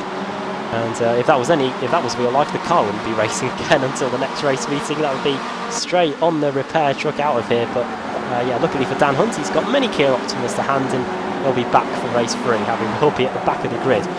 What massive issue lost there. Gareth Hickling as well. Yes. He's out and around. Had a crash. He's had a crash. Let's see what happened to Hickling. Was in 29th at the start of the lap. Balfour doing well again, up to 16th place after obviously being reversed all the way back to 27th. Like Hickling, don't know what happened. It looks like he just pulled over to the side, so it might have been a mechanical or technical issue there for Gareth Hickling. But yeah, he's back in the pits. Savidovic now under pressure from Rasmussen, and Verke looked like he wasn't able to take the battle to the reigning champion. However, in Frederick Rasmussen, we've got all the ingredients. Pro Sim driver, one of the best teams on the grid, and one of the best drivers on iRacing, with that big iRacing and a pro driver as well. And he's setting his sights on taking a win here against one of the best in the BSRTC, Alex. Yep, this is going to be a great little battle. And I think be able to use that draft, see him get by. But I don't think Roger will give it up quite so easy. He'll be wanting to fight back, that's for sure. As the gap comes down to 0.3 of a second as they head into the carousel. 5 laps to go, this is going to be a great battle. Just a little Talking of battles, Rob Fagg up the inside of Sven Glatzel. Maybe that's Glatzel doing his round the outside move. He's pretty accustomed to that now. He's pulled that off a few times, had lots of practice in the last race. Gets it done. He's up and into 8th place. Good drive from him as well. Gain of 11 positions. In fact, there might be 7th place now that he's got past Rob Fagg. Yeah, so he's through. Dave Christie's also out of the race. He's just gone back to the pit lane, so for the Automech knock-hill driver there. But here comes Rasmussen for the lead. Round to the outside of Savidovic. Contact almost made there. Maybe the slightest touch between the Apex and the Pro Sim car. Now up to turn 9. The final corner on the boot section. Back onto the NASCAR Cup layout. And you've got the two 90-degree left-hander and right-handers to end the lap here at Watkins Glen International. Frederick Rasmussen has got plenty of time to shape up his move on the reigning champion Wojciech Savidovic. Savidovic with the 1 on the car. Frederick Rasmussen, car 17. Savidovic just touching the grass a little bit there going into the final corner. Rasmussen has a good opportunity to pick up a toe here and maybe have a little bit of a move into the first corner. I think he'll wait. He goes through into turn 1. I feel like Wojciech will get straight back through like he did lap 1. Definitely Rasmussen is has the high ground now. Well, Verke doing one of the iRacing World Championship Series lines there through the first corner, using all of that runoff area. But here comes Rasmussen. Is he going to go straight away? We're on lap 5 of 8, only just over half of the way through the race. Saw how Stelin Chepelevsky hung back once he got past for the lead. Rasmussen wasting no time at all. He's going to go to the outside into the carousel. Going to pin Wojciech Savidovic down. He's trying to hold it up around the outside. Savidovic might just ease him wide on the exit, but no. Rasmussen's still there on the inside going into the chute. He's then ends up like Sven Glatzel and Chepelevsky guys. And Rasmussen takes the lead. Yeah, good move. I think if you can manage to hold it around the outside, did that perfectly, just so you've got the overlap. That's what gives you the chance to do that. So yeah, this one's certainly not over. I feel like as quick as Rasmussen is, I think Roger will be able to keep up with him with the draft, but definitely he's got the advantage. So it's going to be a tougher order for to Wojciech to get back to the front. To be fair, Wojciech really needs some points, so he doesn't want to do anything too rash. As Fred just runs a little bit wide there. Max Wright and Thorsten Higgleston into the pits as well. Issues for those guys, they are out of this race. Both of them towed back to the pits, so they must have had issues out on the track. Those two. Max Wright's driving for the Automech team. And Diego Melro fighting it out there. Melro at the inside, roll board. Oh, a little bit of contact between them. He might not be over this. Yeah, Kip turns in. They have been teammates, I believe, in the past, but yeah, no love lost now. Behind them, they've got Stelin Chepelevsky, so a great gaggle of cars here. So going over the line to start lap 6 of the race. Which CQR car is that? Looking at the inside, that is Melro. And also the Automech car of Rob Graham fancying his chances in the mix here against some of the quickest drivers in the championship. Shows you how how hard it is to get up through the order if he starts in the midfield. Steny Chapelevsky, of course, finishing inside the top 5 in race 1. Started 23rd, has only gained 2 positions so far, Alex. Blackwell's got a really good run on Simon Field here as well. It's up the inside, going into the carousel. He's going to have to complete the move, perhaps a little bit too tight on the way in. And the Asher car there as well. He'll have to go around the outside of the chute if he's going to make this one stick. And actually Field drives it in pretty deep. Carries perhaps just a little bit too much speed, but works nicely as a defensive move. Gasselson following throughout the field here. Blackwell having a little lunge up again at the inside into the toe at turn 7. Just no way through for the time being anyway. When we get to the line, we'll be starting the penultimate lap of the race. Interestingly enough, the conditions have cooled off a little bit since the early morning conditions. We've gone down from 29 degrees Celsius ambient temperature to 18 for race 2. There's a Ricardo Castronedo and Michael exchange positions. That's 15th and 16th. Huge gaggle of cars there. There's a boosted car looking up the inside as well. That'll probably be George Simmons, won't it? Indeed it is. A Fanatec car in front of him, Michael Blake, trying to get back past that pro driver, Ricardo Castronedo.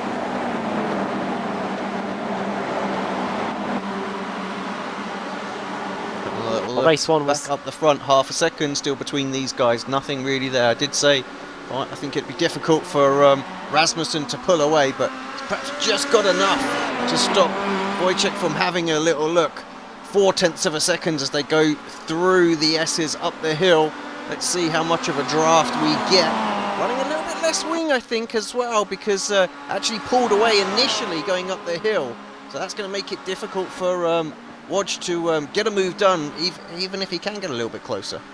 What you're seeing here is 2 different setups on the cars, and that is what's providing the great racing we're seeing today. Savidovic is able to get the gap back down to 3/10. Just in the background, Paul Smith trying to get past Roy Verke. That might have gone a little bit wrong, because up the inside comes Simon Field, and just behind them, Sven Glatzel versus that is Jake Blackwell going into the chute. And Paul Smith just able to hold on. Rasmussen.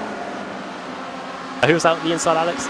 So Blackwell got the move done. Blackwell, yeah. At the inside, and Glatzel trying to go back around the outside of the toe. That's a great move if he can pull that off, and he does. He will get the slipstream. They're almost side by side. Please don't let the netcode cause anything. So hard to race against the car that's doing that, and Blackwell up the inside of Sven Glatzel. Glatzel does get it done around the outside, so fantastic few corners there by the Fanatec car. Really coming into its own here around the Watkins Glen circuit. Of course, these Kia Optimas are all built the same, but it's the setup that makes these cars, and yeah, the Fanatec team doing a fantastic job today, especially Sven Glatzel. He's up into 6th position, 13 positions gained from him, and he's now got the top 5 firmly in his sights. Next up in front of him is Simon Field in that GT Omega car, and just in front of him is that CQR Race Up team. That car's driven by Paul Smith. That's a great drive through. Of course, he wasn't as far back because he got caught up in that little incident, didn't he? But yeah, I think having a look at where Stellian is as well, only a 20th place. He's not really been able to move forward, but I have to say that is a massive pack. Look at that! Look at that train that these guys are in. Like Dan Craft in there, can't really move forward. 16th place as well. Smolensky, Simmons, 14th. Castronedo is 1/10 behind Balfour. We might see a little move on Balfour. He hasn't got any slipstream ahead of him at the moment. Ross under a little bit of pressure on the final lap of the race. 25 at rush hour probably. Oh, crash in the background, car flying over. That is Pete Newman, I believe. I'll just quickly go back. It is? It is Pete Newman, yeah. I was able to pick out the car from there. Only joking, I saw him on my timing screen. But what happened there? On a replay, he was racing with an Automet car. Head on the grass and then spin, or was he out of control before that? Yeah, I'm not really sure. Rasmussen looking comfortable now. 7/10, has managed just to eke away just a little bit. Wojciech wasn't able to have another little look, perhaps to get by. ProSim going to take another victory. Rasmussen another one for him. Further down the championship table than he would have liked after last week. Obviously it wasn't wasn't there for that one, so I'm guessing he got caught up in some shenanigans. Oh, Glatzel's not. Oh, sorry, Glatzel's not giving up either, Alex. But yeah, through the final corner we go. Fredrik Rasmussen is going to take race 2 of the day here at Watkins Glen. He takes a checkered flag, second for Wojciech Swidovic, but who's going to get third? It looks like it's going to be Roy Verwerke. But what a race by Sven Glatzel as they come across the line now. Fourth is going to be Simon Field just. And Sven Glatzel rounding out the top 5 with Paul Smith 6th. Losing positions there on the final lap of the race. Jake Blackhall 7th, Ben Hackerson, one of the biggest movers in 8th. Rob Fag 9th and David Baker rounding up the top 10.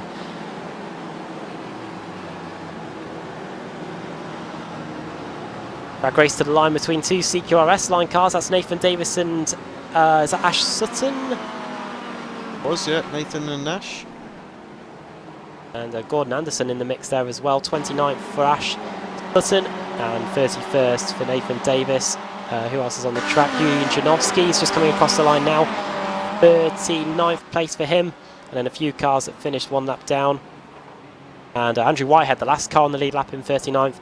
Lorne Murray, crucially, the last car 1 lap down in 41st. So we do get a full. He will be the main beneficiary of that. This time, Alex, it wasn't the battle of the lead that we saw in race 1, but it was the drivers working their way through the field, which, to be honest, I wasn't expecting to see due to the huge packs that we've been seeing today. But some of the drivers, like Sven Glatzel and Ben Hackerson and Ross Balfour as well, they were able to get it done around here. Yeah, great, great driving out there. Managed to work that, the pack really well. So we'll just have a look at Rasmussen during his victory lap.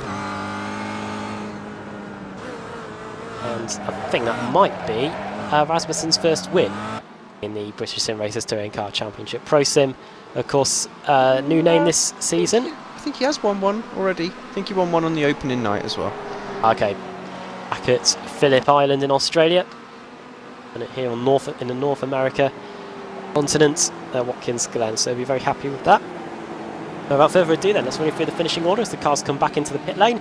Fredrik Rasmussen takes the win, then beating Wojciech Swidovic on any day. That is an achievement. Roy Verwerke finishing in 3rd, 4th for Simon Fields, Sven Glatzel in 5th, 6th Paul Smith, 7th Jake Blackhall, 8th Ben Hackerson, 9th Rob Fag and 10th for David Baker, 11th Jack McIntyre, 12th Ross Balfour, starting in 26th place on the grid.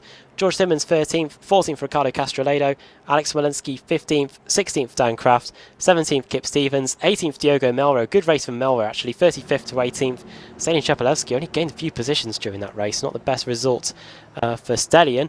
20th for Nicole Foggy, 21st for Michael Blake, 22nd Rob Graham, 23rd Matthew Keeler, 24th is Richard Gore, 25th Adam Hadfield, 26th Josh Thompson, 27th for Stuart Atkinson. Just seen where Josh Thompson started on the grid actually, started in 51st and finished in 26th. That is a gain of 25 positions. That is almost as many as Richard Gore, who gained 28.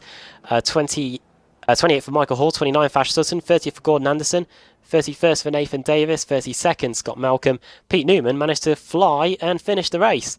Finished in 31st. 34th for Pete Harrod, 35th for Rusty Laidler, 36th John Roberts, Stuart McFadden 37th, Julian Chanovsky 38th, Andrew Whitehead 39th, and then the cars 2 laps down or more, Jackie Lotterman and Lorne Murray. So unfortunately, guys, I did say you were 1 lap down, but it turns out you're now 2 laps down, so they won't be eligible for the reverse grid. Stephen Baxter 3 laps down, so it hasn't been the best 2 races for Baxter after that grid qualifying in race 1. Matt Bunn 43rd. Unfortunately, the Porsche form doesn't rub off into the Kia. 44th for Max Wright, 45th for Stein Helgerson, Simon Roden also had issues. Ross McFarlane started on the second row of the grid and finished in 47th place. Dave Christie 48, 5 laps down, along with Jamie Ayres and Lee Berridge, Joel Martinson and Dan Hunt as well, who collided with Andreas Katz. Gareth Hickling also 6 laps down, and Andreas Katz, the first car out of the race, finishing in 54th position. Right then, reverse grid time for race 3 of the day, race 11 of the iRacing MSA British Sim Racers Touring Car Championship. So without further ado, let's see if we can get a non-Apex car onto the pole position, Alex. No promises. Right, here we go then.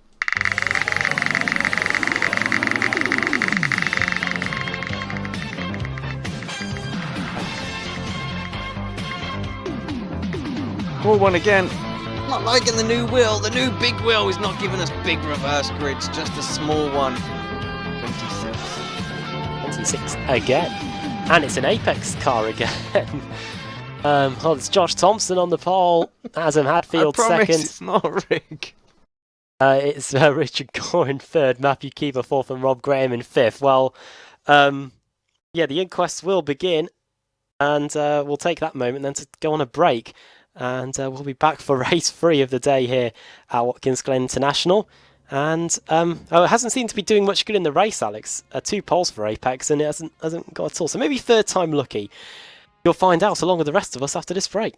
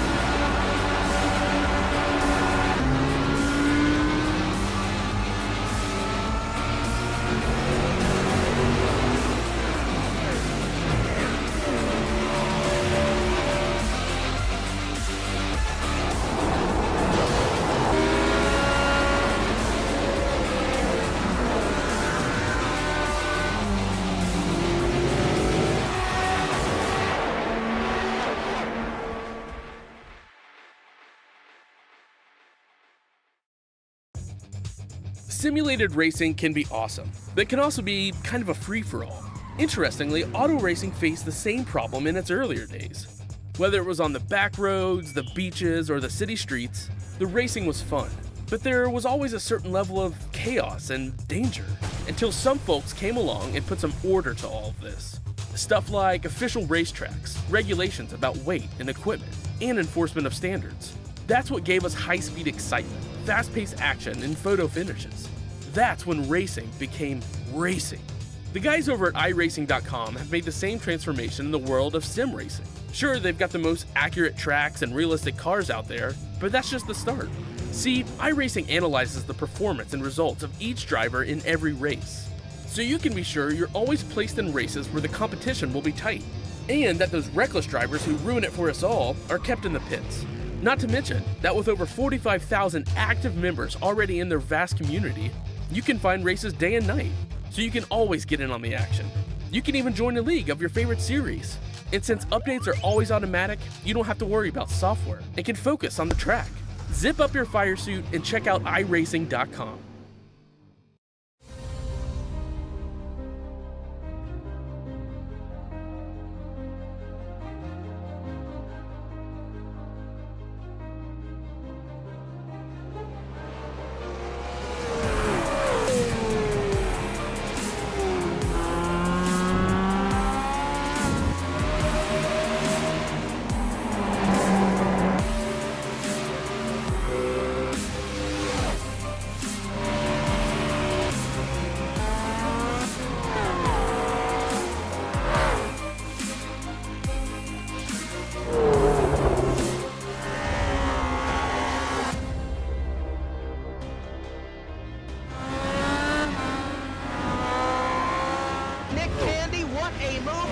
in the outside, contact made, 56 slides it at a 4, who's gonna be at the stripe?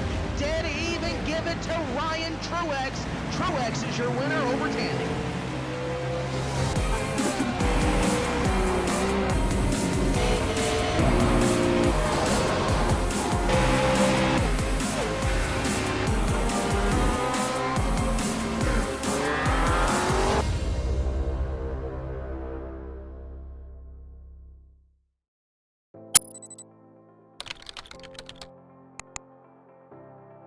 iRacing.com is a sim racing game that combines a true-to-life racing experience with an online community of virtual racers from all over the globe.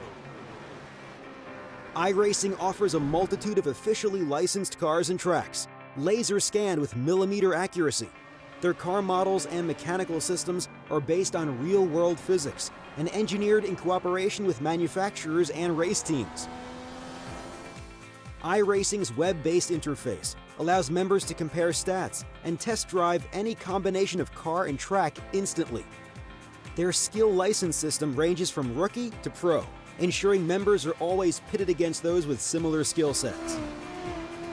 Members are able to sign up for a weekly race series, compete in time trials, host a private race with friends, and participate in racing leagues created and run by the community. With over 60,000 members, iRacing works in partnership with renowned motorsport organizations like SRO Motorsports Group to deliver virtual races based on the real-life Blancpain GT series. iRacing's Blancpain Endurance Series features team racing, giving members the ability to build a team and participate in races ranging from 3 hours to 24 hours. Additional partners include NASCAR, IMSA, V8 Supercars, IndyCar, allowing members to race in their very own 24 hours of Spa, Bathurst 1000, Daytona 500, and many more. iRacing.com, delivering the most authentic racing experience short of getting into a real race car.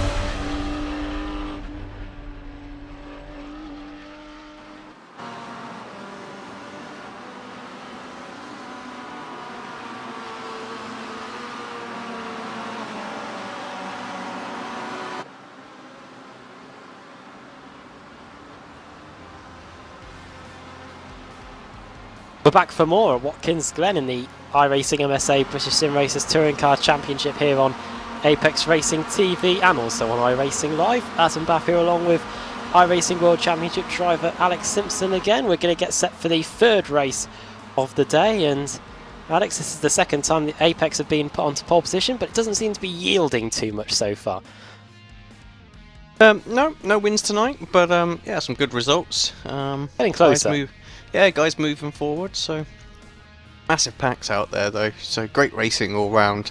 Just not to focus on my lads for the moment, but you know, everyone actually having some good racing. Balfour comes out, Glatzel definitely driver of the day so far.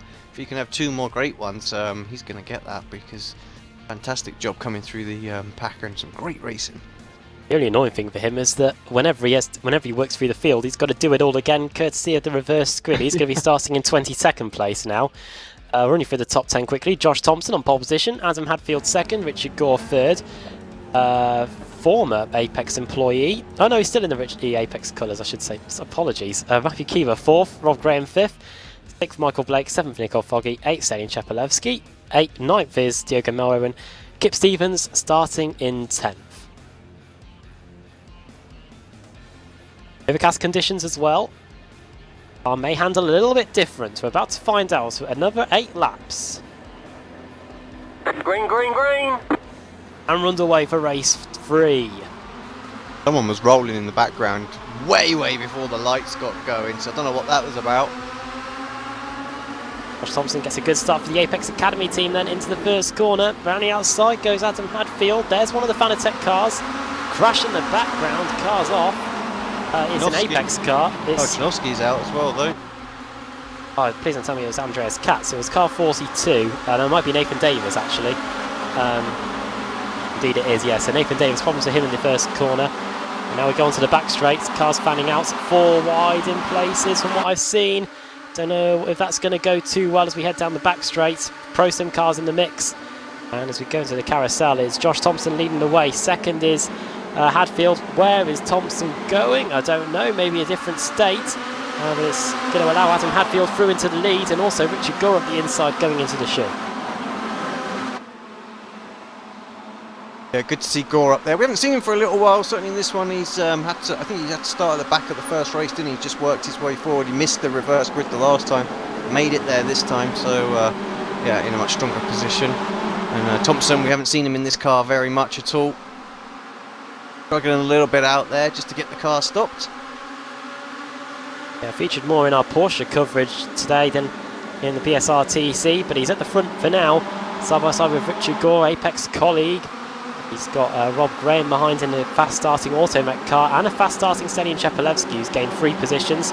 Nicole Foggy also in the mix there, the Scottish car.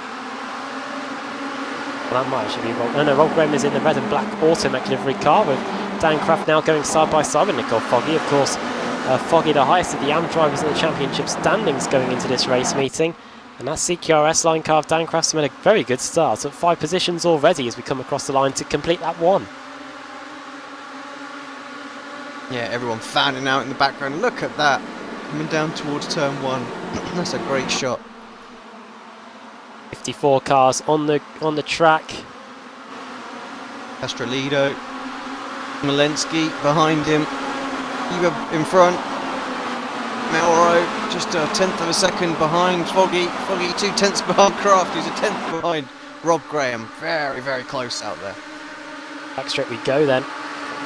Streaming, bump drafting, it's all happening here. 2x2. Also Josh Thompson and Hadfield look like they're going at it into the carousel, so plenty of battles going on inside the top 10. It's shades of race 1 as Rob Graham gets in the rear, Foggy onto the grass, and that's going to allow the CQRS line cars to swoop by on the outside. That's Dan Craft through, that's probably going to be Diogo Melro through as well going into the shoe, and it's like NASCAR racing but on a road course here as they go through the shoe. 3 wide almost for the race lead here. Here comes Richard Gore up the inside of Josh Thompson. Thompson hits, he's hit Adam Hadfield. But Hadfield's able to correct the car thanks to the front wheel drive of the Kia Optima and somehow stay in front.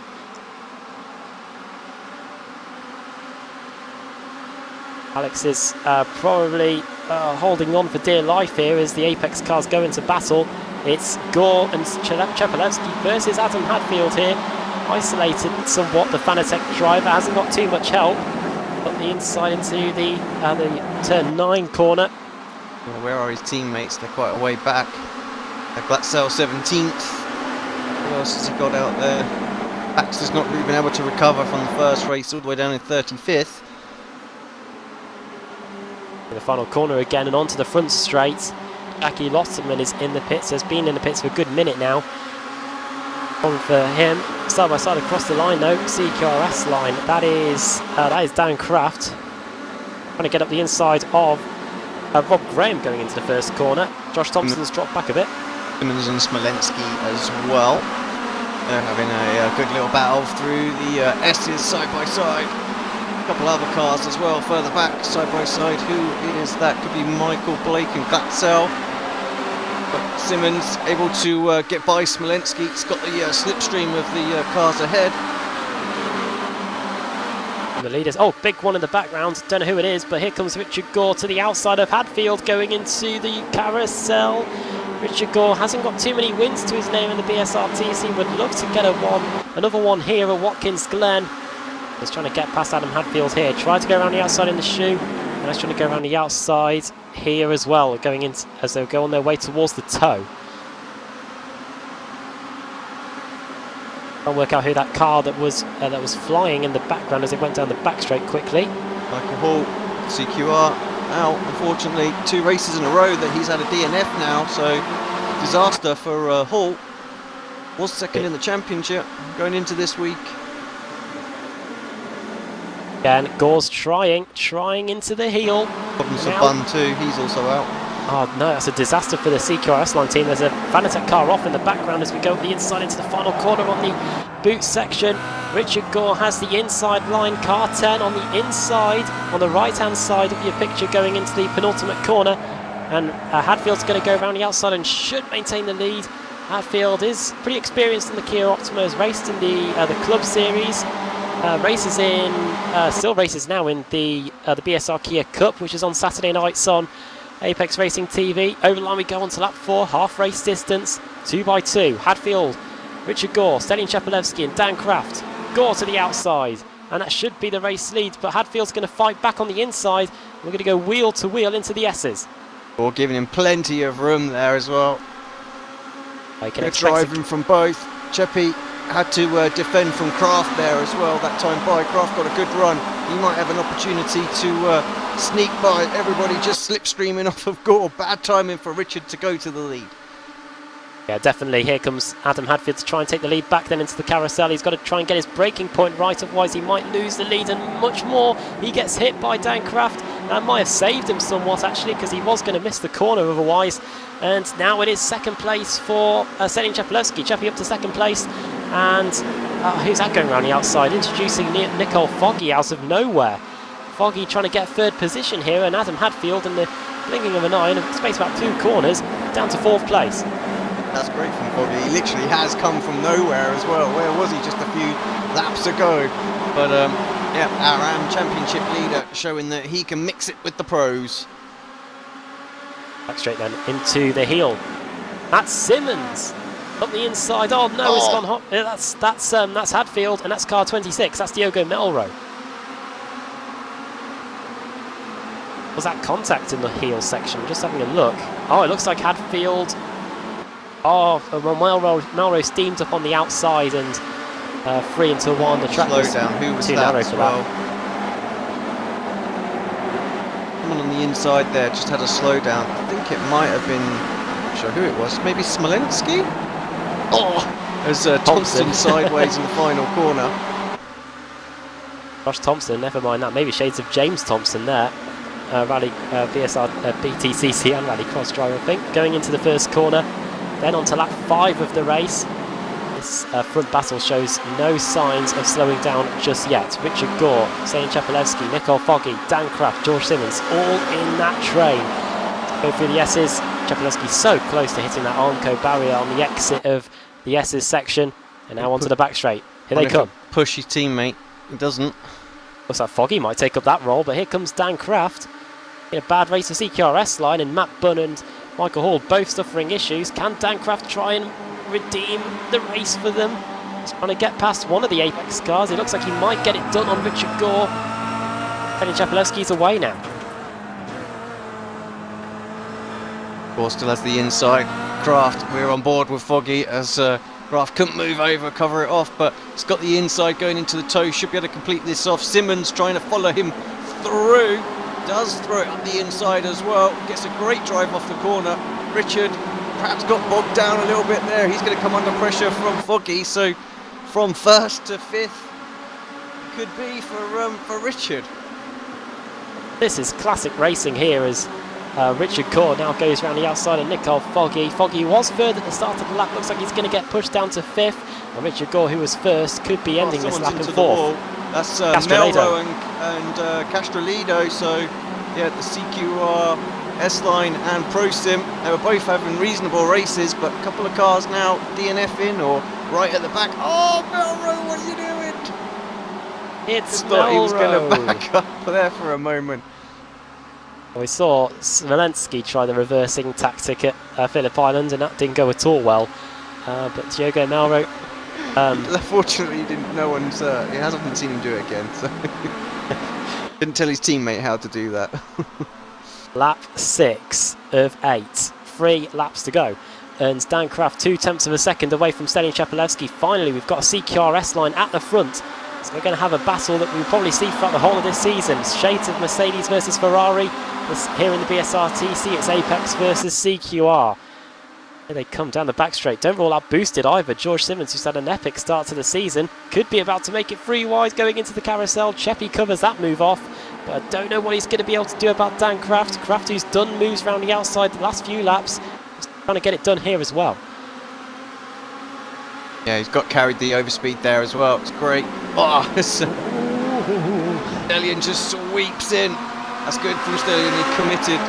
He had a lot of faith in Dan there to leave him the room and not tag him at all there. And that's great drive in. And yeah, Simmons actually had to stop and made it very, very difficult for Stellion. He couldn't really cover the move through the carousel because as soon as he went to the left of the track, Simmons was like, well, if you open the door, I'm going to take it. And that's why Stellion had to sweep across. Wasn't able to take the speed through the carousel that he wanted. So let's see how that plays out again. Richard Gore back with these guys as well. He's brought back along Foggy as well. So top 5, nothing between them. Hadfield and Rob Graham are side by side in the background as well.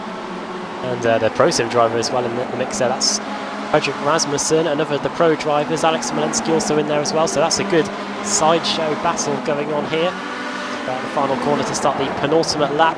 The top 5, let's see what the gap's like as they come across the line now. 1, 2, 3, 4, 5, separated by just over a second. I got it at 0.8 of a second. 0.8, yeah, there you go. My timing screen's just updated. Quite remarkable. And 6th place is Adam Hadfield with Graham 7th, Rasmussen 8th, Smolenski 9th, and 10th is Matthew Keeber as we go over the hill again through the S's. Who's going to make their move this time? Chapelewski was very, very wide on the exit there. But here comes Simmons. Dan Kraft, you've committed. You've got to be strategic about these moves. No, no, no, no, no. Oh, no. That's Simmons. Oh, they're back across the track. Who's taken the lead? It's Richard Gore. Somehow that doesn't escalate into anything more than it was. And Alex Simpson, wow. That was very, very crazy racing there at 200 plus kilometers an hour. Yeah, somehow they managed to save disaster. I'm not sure about Kraft. Is Kraft okay? Yeah, he just about got it back as well. So, oof. I think Dan Kraft might be limping back to the pits here. The car looks severely damaged, but yeah, same with Stellion as well. They're both pretty busted. But yeah, that's what can happen. You know, you get close to each other down that straight. They just get sucked into each other. The net code just doing its thing, unfortunately. It wasn't any driver's fault there. They both were close, but I could see daylight between them before they started to get sucked towards each other. So, just one of those horrible things. Well, this is going to allow Fredrik Rasmussen to get into 3rd position. Gain of 23 positions there for Rasmussen, the Pro driver doing very well for Pro Sim. We saw he won race 2. Yeah, Fredrik Rasmussen won race 2. Yep. So the race 2 winner doing brilliantly in here in race 3, up 23 positions. Of course, started 26th on the grid. finds himself back on the podium here as we start the final lap of the race. Gore looks like he's going to have a good shout at taking another win in the BSRTC. They don't come very often for him, unfortunately. Hadfield on Cheppy. Oh, what's going on no. there? Well, that's Cheppy's race just about finished. I don't know who that was who come diving in there, but that was pretty horrendous. Oh, and he's kicking off behind as well. Oh no, that's a big one. Vidovic involved in it. Not really sure what went Rob on Fag there. as well. Have a look. Was he there? Right, what happened? Oh, it was rejoins, possibly. Just have a look. Just watch Wojciech, see who it was who come back across. It was the Fanatec car of Adam Hadfield coming back onto the track. Then, for some reason, car 2, that's Everyone David Bacon, was just very checked slow, yeah. Just everyone checked up really there. I don't. Yeah. No one hit Wojciech. It was just him on his own. Foggy with Gore. Only 1/10 of a second between them as they go into the final lap of the race. Here we go then. Pro versus Am.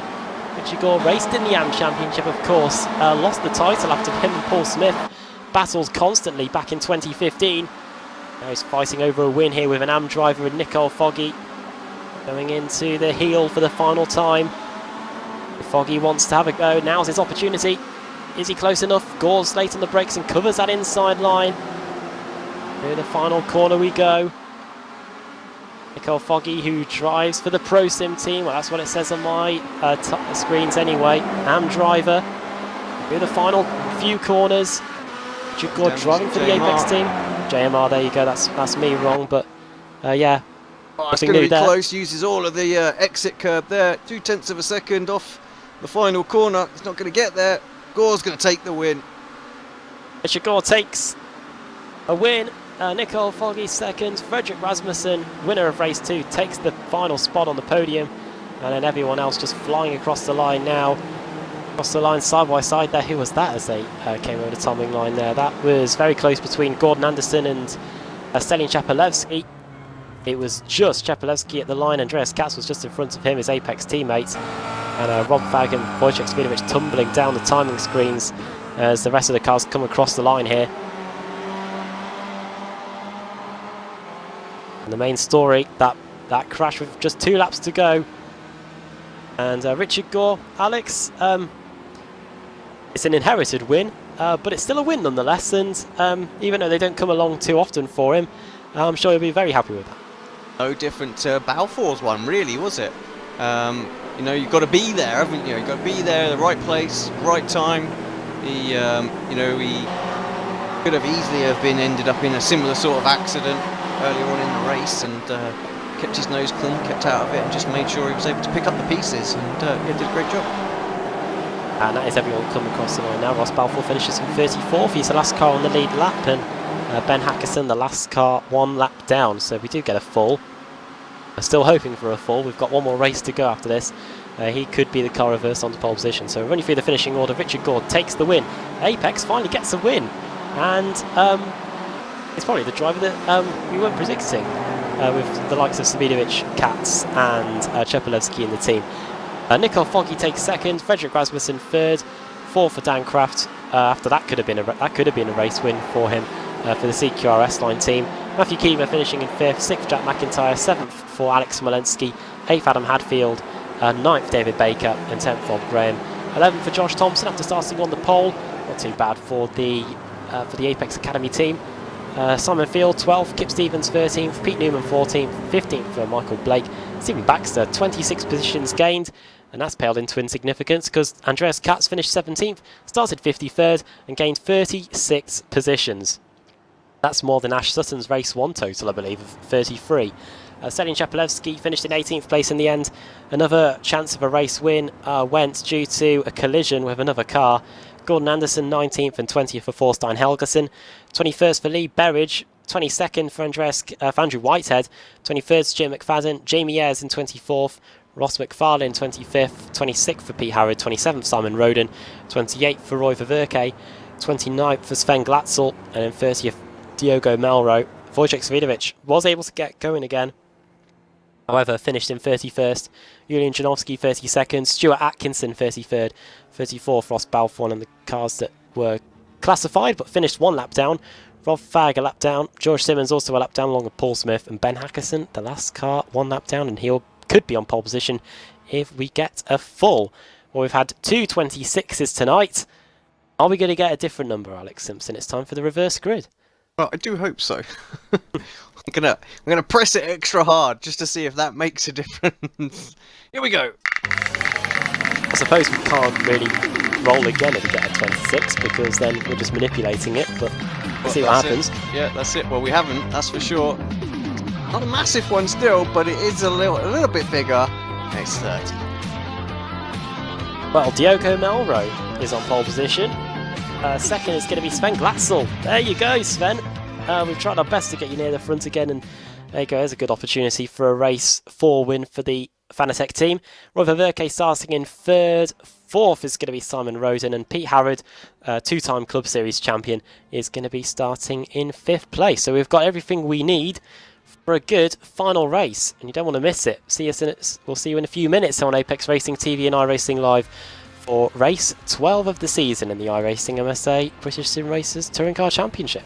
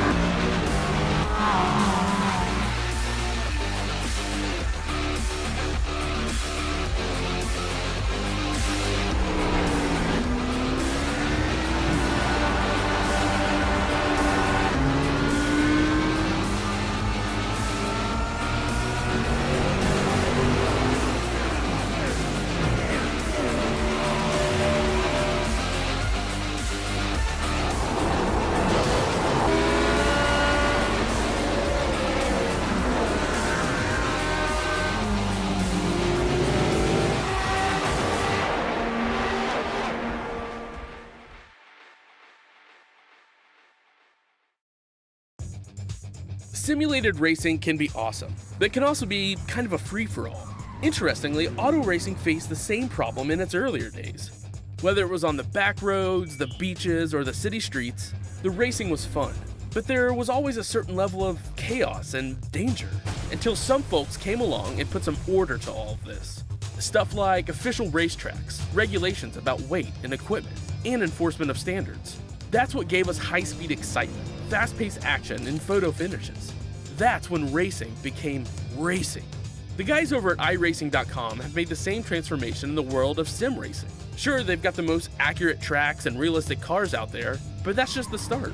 See, iRacing analyzes the performance and results of each driver in every race, so you can be sure you're always placed in races where the competition will be tight, and that those reckless drivers who ruin it for us all are kept in the pits. Not to mention that with over 45,000 active members already in their vast community, you can find races day and night, so you can always get in on the action. You can even join a league of your favorite series. And since updates are always automatic, you don't have to worry about software and can focus on the track. Zip up your fire suit and check out iRacing.com.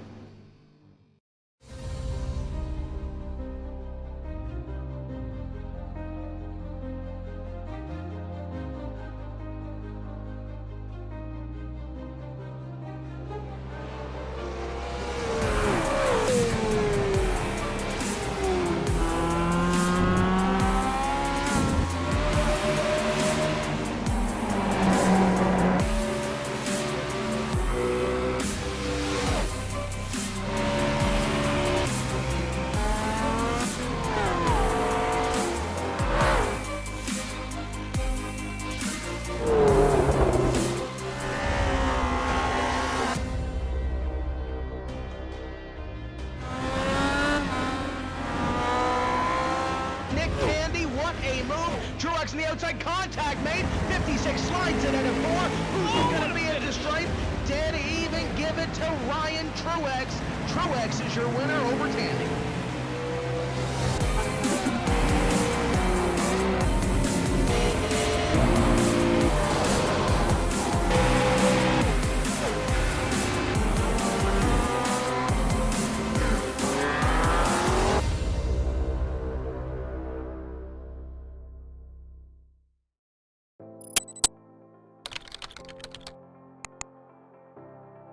iRacing.com is a sim racing game that combines a true-to-life racing experience with an online community of virtual racers from all over the globe.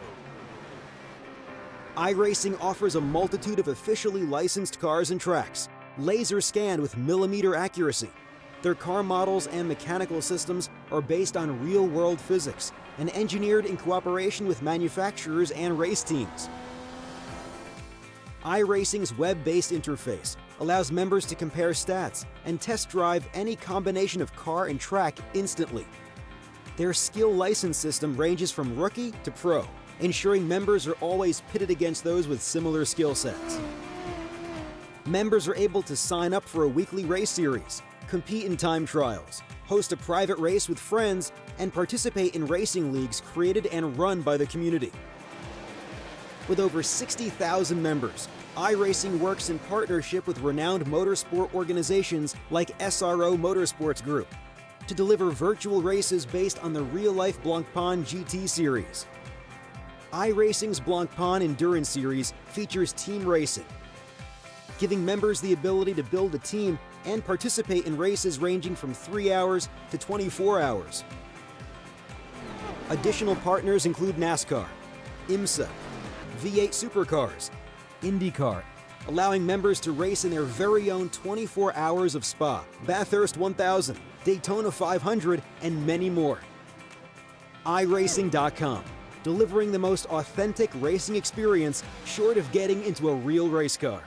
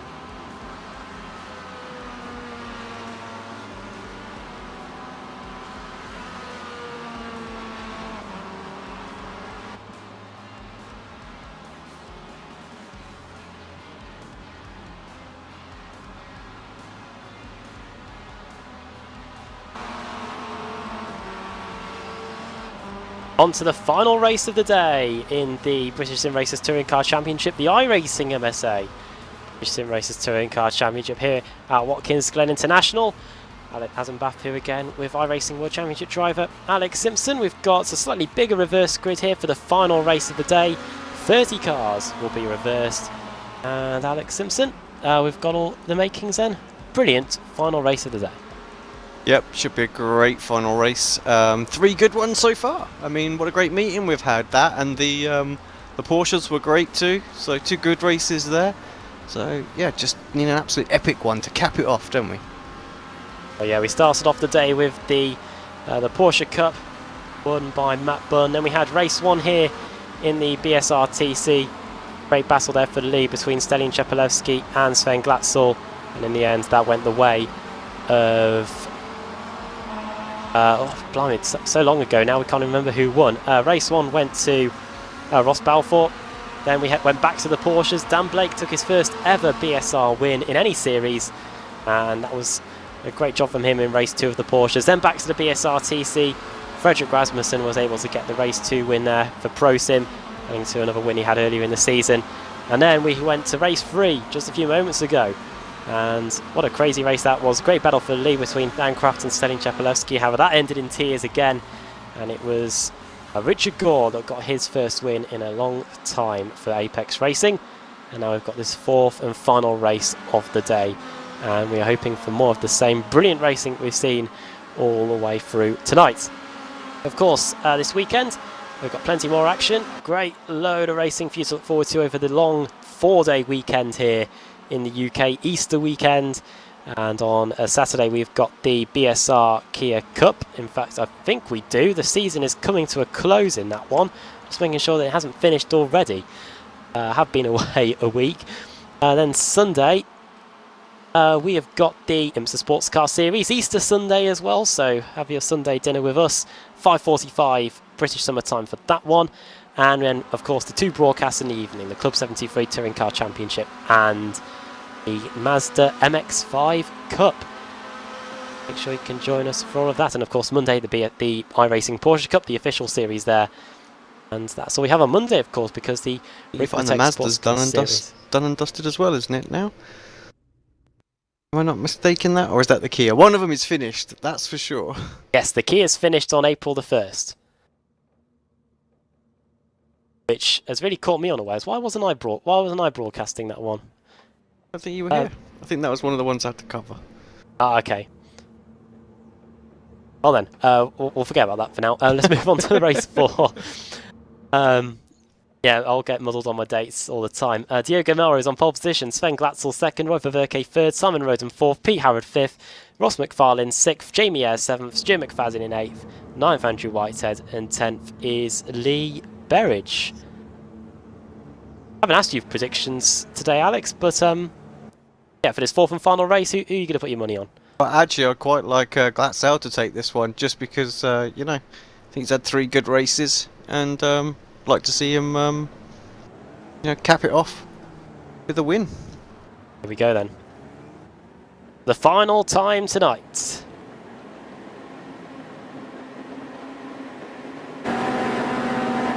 Green, green, green. We're underway. What can Glatzel do? It isn't the start from Diogo Melro away from the line, and he does have the racing line. Sven Glatzel into the first corner. It's Melro, it's Glatzel. Melro sideways. That's not going to keep him the lead at all. And Sven Glatzel takes the lead, and a big one in the background. Whoa, that is a big one. We might need to throw the safety car here, guys. Somehow, not many people are collected in it. I just saw a huge crash in the midfield, Alex, and thought that everyone would be involved in it, but it managed to get to the outside of the circuit pretty quickly. Yeah, it just looks like Simon Roden and Whitehead were involved in it, so Janowski too? No, Janowski just coming from the pits. So, yeah, we're okay.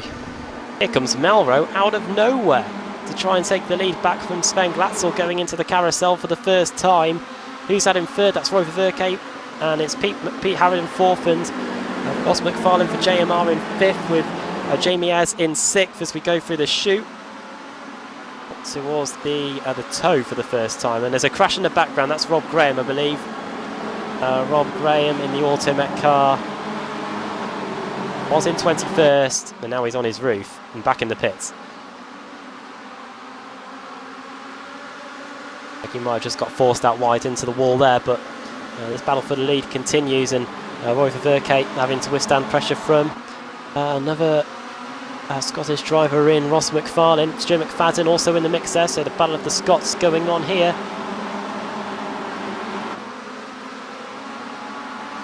Know that accent well, been up in Scotland the last few days. McFadden round the outside of Ross McFarlane and into the top 5.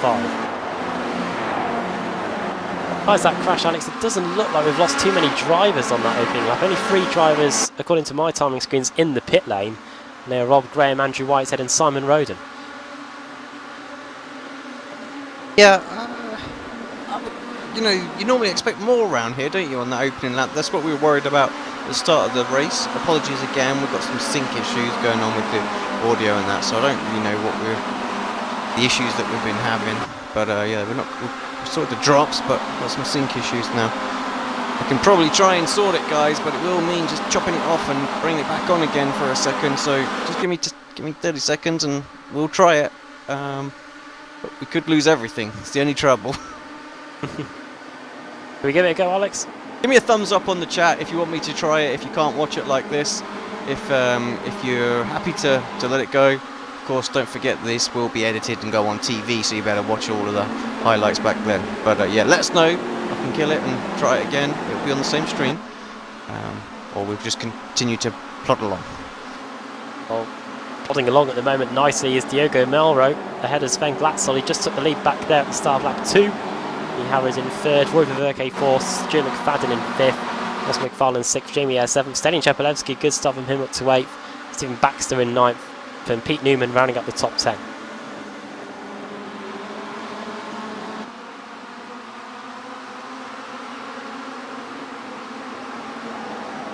Look at the battles going on in the midfield. We've got Josh Thompson with Dan Kraft for company. Those two were near the front in race 3. Dan Kraft hits the back of Josh Thompson a little bit. That Apex Academy car's already got a bit of damage to the front, and it's not ending here. Josh Thompson rubbing door handles there and swooping around the outside of the CQRS line car. And this might go into the final corner. Thompson covering the inside line. That's going to be a terrible exit, and this might allow Fredrik Rasmussen the opportunity to get the position as we head down the front straight. Yeah, Kraft obviously wants to try and get by as quickly as possible. Thompson defending pretty aggressively going into turn 1. All the drivers going to get a bit of a poor exit. We're just giving him a little bit of a tap just to help him along. I have to cut back to Sven Glatzel here, Alex, because here he comes. Lap 3 of the race. Is he going to duck out the slipstream? Now he does. That CQR will have a bit of power underneath it, but we've seen so far today that Fanatec car really does like this Watkins Glen circuit. Melro, that he was inviting a quarter panel there. Unfortunately, Sven Glatzel was able to turn in before that could have happened.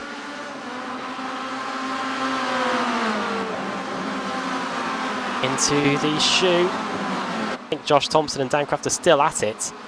We go back to that. Thompson and Kraft and Rasmussen trying to go around the outside.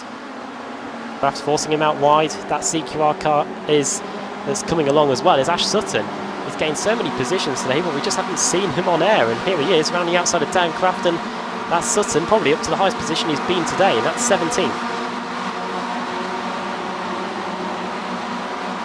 Yeah, I tell you what, one driver who will stand out amongst the rest with the amount of people that he can overtake in a race, that is Ash. Can't take anything away from him. By far the best driver in the field as far as you know, getting moves done. Up 28 positions. Ash Sutton, and we're only on lap 3 of the race. Which is ridiculous. Up to 16th. If he goes at that rate, he could overtake everyone by the end of the race. How far is he behind the overall leader? 9 seconds. I think that's a bit too much to ask of Ash Sutton, but the top 10 could still be in the offering for the CQRS line driver. Of course, his teammate Dan Kraft was mixing in with the guys at the front. Could have won the race if it wasn't for the contact with Stelian Chepelevsky down the back straight. And his other teammate, Diogo Melro, currently leading the race at the moment, but the gap is pretty close between him and Sven Glatzel as they come into the back straight again. Rasmussen right on the back. Used the gap that was made by Sutton there on Josh into turn 1, dives through that. We'll want to try and get Sutton back. Pretty impressive couple of drivers out there going at it. Oh, who is that on the grass? That was Kraft, I think, there, just behind these guys. Oh, sorry, Glatzel going for the lead. Up the inside he goes. He's found the opening. He's used that outside line. He's perfected that outside line like we saw in race 1 earlier. As Sven Glatzel takes the lead away from Diogo Melro. Of course, Melro's got help. He's got Pete Harrod. Might not be the same team, but he's part of the CQR stable as Pete Harrod in that CQR Race Hub team. And those two might try and work together and get back that lead that Diogo Melro had until just a few moments ago. Thompson and Kraft still going at it, while Rasmussen and Sutton still going at it as well. It's a great little battle. Thorsten Helgeson ahead, and who was that? Berridge. That was Berridge. So getting by. Glatzel doing everything he can to hold off Diogo Melro. Oh, Melro's back up the inside into the penultimate corner.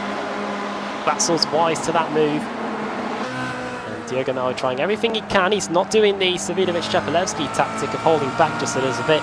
He's putting all the cards on the table. But absolutely fantastic exit there, did Melro. He's going to chuck it up the inside into turn 1. Off in the background, but yeah, Melro up the inside. Glatzel's not going to give in though. He's using the runoff area on the exit. Melro can't cut across because that Fanatec car is there. Wheel-to-wheel stuff now through the S's. Up the hill we go. Lap 5. We've gone past the halfway mark of the race now. Oh my word! Pete Harrod, pick your car. You might get a few positions out of this. Glatzel on the outside. Melro on the inside. Is Harrod going to make it free wide? He thinks better of it. Going into the carousel. Melro goes in deep to try and stop Glatzel from getting that outside manoeuvre done. And he's executed that well, I believe. Yes, he has. Diogo Melro back to the race lead.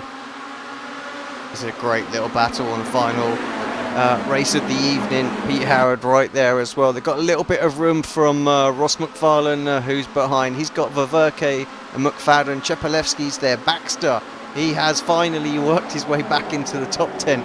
Pete Newman and Andreas Katz actually having a battle with Ayres right now as well. Ayres goes through and pushes the what was the championship leader going into this one down a place. But yeah, it's been a bit of a shocking night for Katz. A couple of DNFs, that'll be the last thing he wants. As he goes back up the inside, late on the brakes. Oh no, there's collision.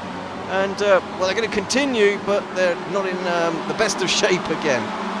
Well, Andreas Katz has not hit the wall, which is something he's done a bit today, but yeah, into the gravel trap, and he's back out again in not 11th place. He might still be in 11th place, but got some serious damage. He's very slow. People are driving past him like he's standing still out there, so really struggling. I don't know if the car's tracking right. Just need to get it going again. And back to what the front.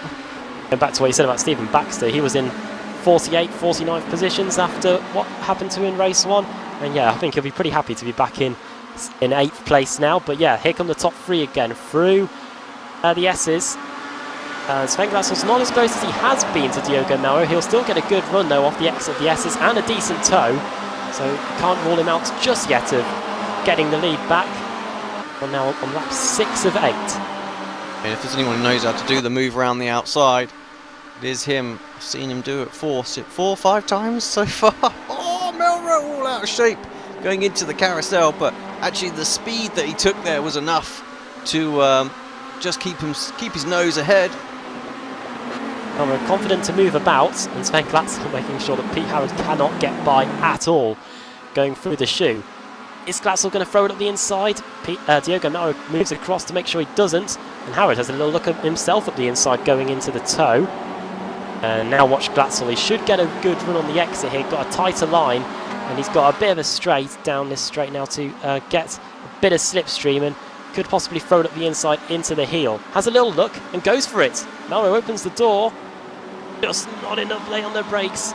Sven Glatzel to get it done. There's always this left-hander. But thinks better of it as well. Best Katz down in 19th place now, by the way. He's just got past Nicole Foggy, so Katz, he might have got it back going again. Yeah, it seems to be okay. He's struggling a little bit. Car obviously did take some damage on the left front, so You just want to make sure he finishes. Onto the front straight we go again. Let's see what the lap time's like as the top three come across the line. Melrose, Glatzel, Harrod. 52.9, 52.8, 52.7. That's the lap times for the top three. Oh, big crash further back. I've just jumped to it. Castrolido involved in that. Michael Blake involved in it. Maybe Lorne Murray. Oh, there's a lot. Rob Flagg big as one, well. Yeah. Well, what happened here? One car heavily into the tyre barrier. That's where Dan Hunt went off whilst leading a few years ago. It all started with, well, Alex, I think, well, basically 4 wide going into this penultimate corner. Yeah, and just ricocheted, didn't they, off and back onto the circuit. That's what happens around Watkins. No room for anyone to avoid it. No one's, yeah, the aftermath is no one's fault, that's for sure. It started off with Michael Hall in a slight tap, and that's what caused the concertina effect, and yeah, that's what happened.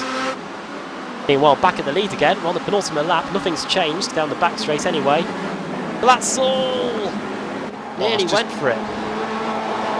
Oh, we lost a couple of drivers, a couple Thompson of and Sutton, disqualifications. Yeah, Thompson and Sutton. So, oh, what a shame. And Thompson's exited the session. He's out of it, quite literally. See you at Donington, Josh, and probably the same for Ash Sutton. We'll see you at Donington in real life and on the sim, hopefully. But meanwhile, here comes Diogo Melro up to the top of the hill, into the final corner on the boot layout. He's going to have to defend for just over 6 kilometres now, and then he could get this race 4 win, and finally a win for the CQRS line team. It took Apex Racing till race 3 here to get their win, to get their name in the winners' books. CQRS line would like to do the same. They won once today in the Porsche Cup with Matt Bunn. Diogo Melro trying to get CQR a win in the BSRTC. White flag. Diogo Melro, the only car inside the top 3 to lap inside the 152s on that last lap.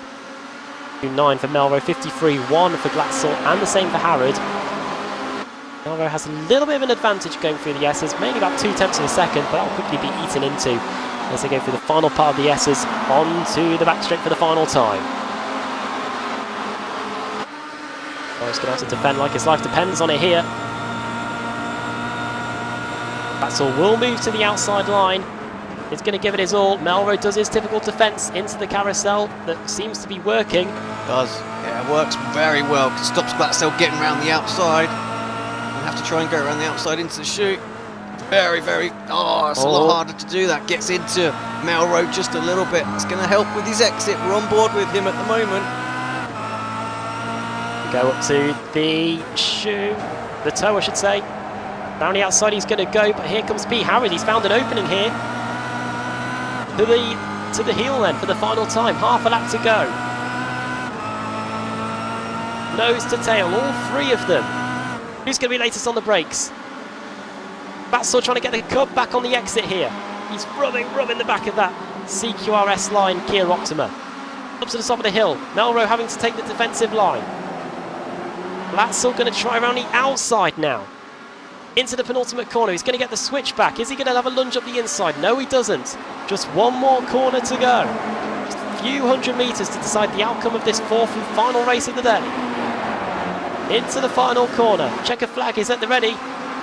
Glatzel hanging it out around the outside. But Diogo Melro is going to take race 4 of the day here. He shakes the car out in excitement.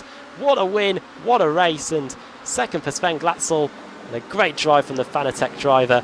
And third for Pete Harrod. Crash at the end. Oh, it's a big one. Big crash. It's a big one. Will they? Someone's going to roll across the line, but I don't know about the other car. Wow. And it was Jackie Lotterman, I believe. Oh dear, they're all flying into them. Goodness me. And I don't think they've crossed the line yet. No. They're losing places. They haven't crossed the line. You can see the checkered, the man. Oh dear. Yeah. Oh, they must be across, surely. Well, I've just seen it, and it doesn't look like... Oh. Are they across the line there? It doesn't look like they're across the line to me. 2 of them haven't crossed the line. That's car 16. That is Paul Smith. He hasn't crossed the line, and neither is car 34, Jackie Lotterman. So neither of those 2 crossed the line. Maybe the engine's blown, surely. Yeah, the engine's both blue on those cars, so they, it must be so horrible for them. They're about 25 metres from... Little replay. They're about 25 metres from the line and they can't cross it. Oh dear. I don't get how some of those drivers ended up in that. Cars coming back across the track, I think, was one of them. But yeah, what a crazy way to end the race, and what a fantastic battle we had at the front, Alex. Yeah, great race there.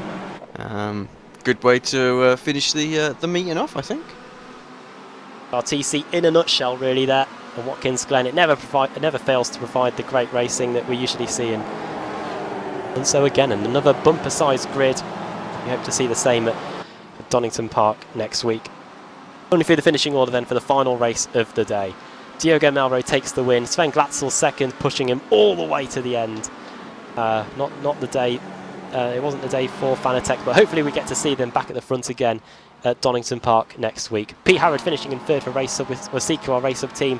Ross McFarlane, a fantastic job to get fourth place. One of the newcomers to the championship, doing very well there.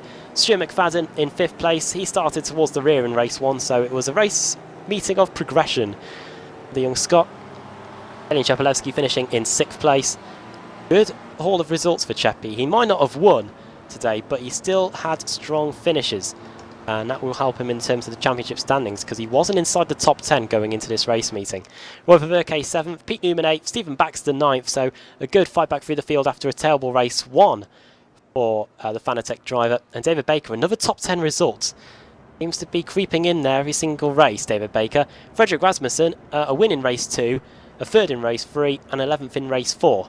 He should be pretty happy with that. Alex Smolensky 12th, 13th Lee Berridge, Adam Hadfield 14th, 15th for Ben Hackison, Nicole Foggy 16th, Jamie Eyre 17th, 18th Kip Stevens, and Dress Katz 19th, championship leader going into this race meeting. Not gone at all well, has it?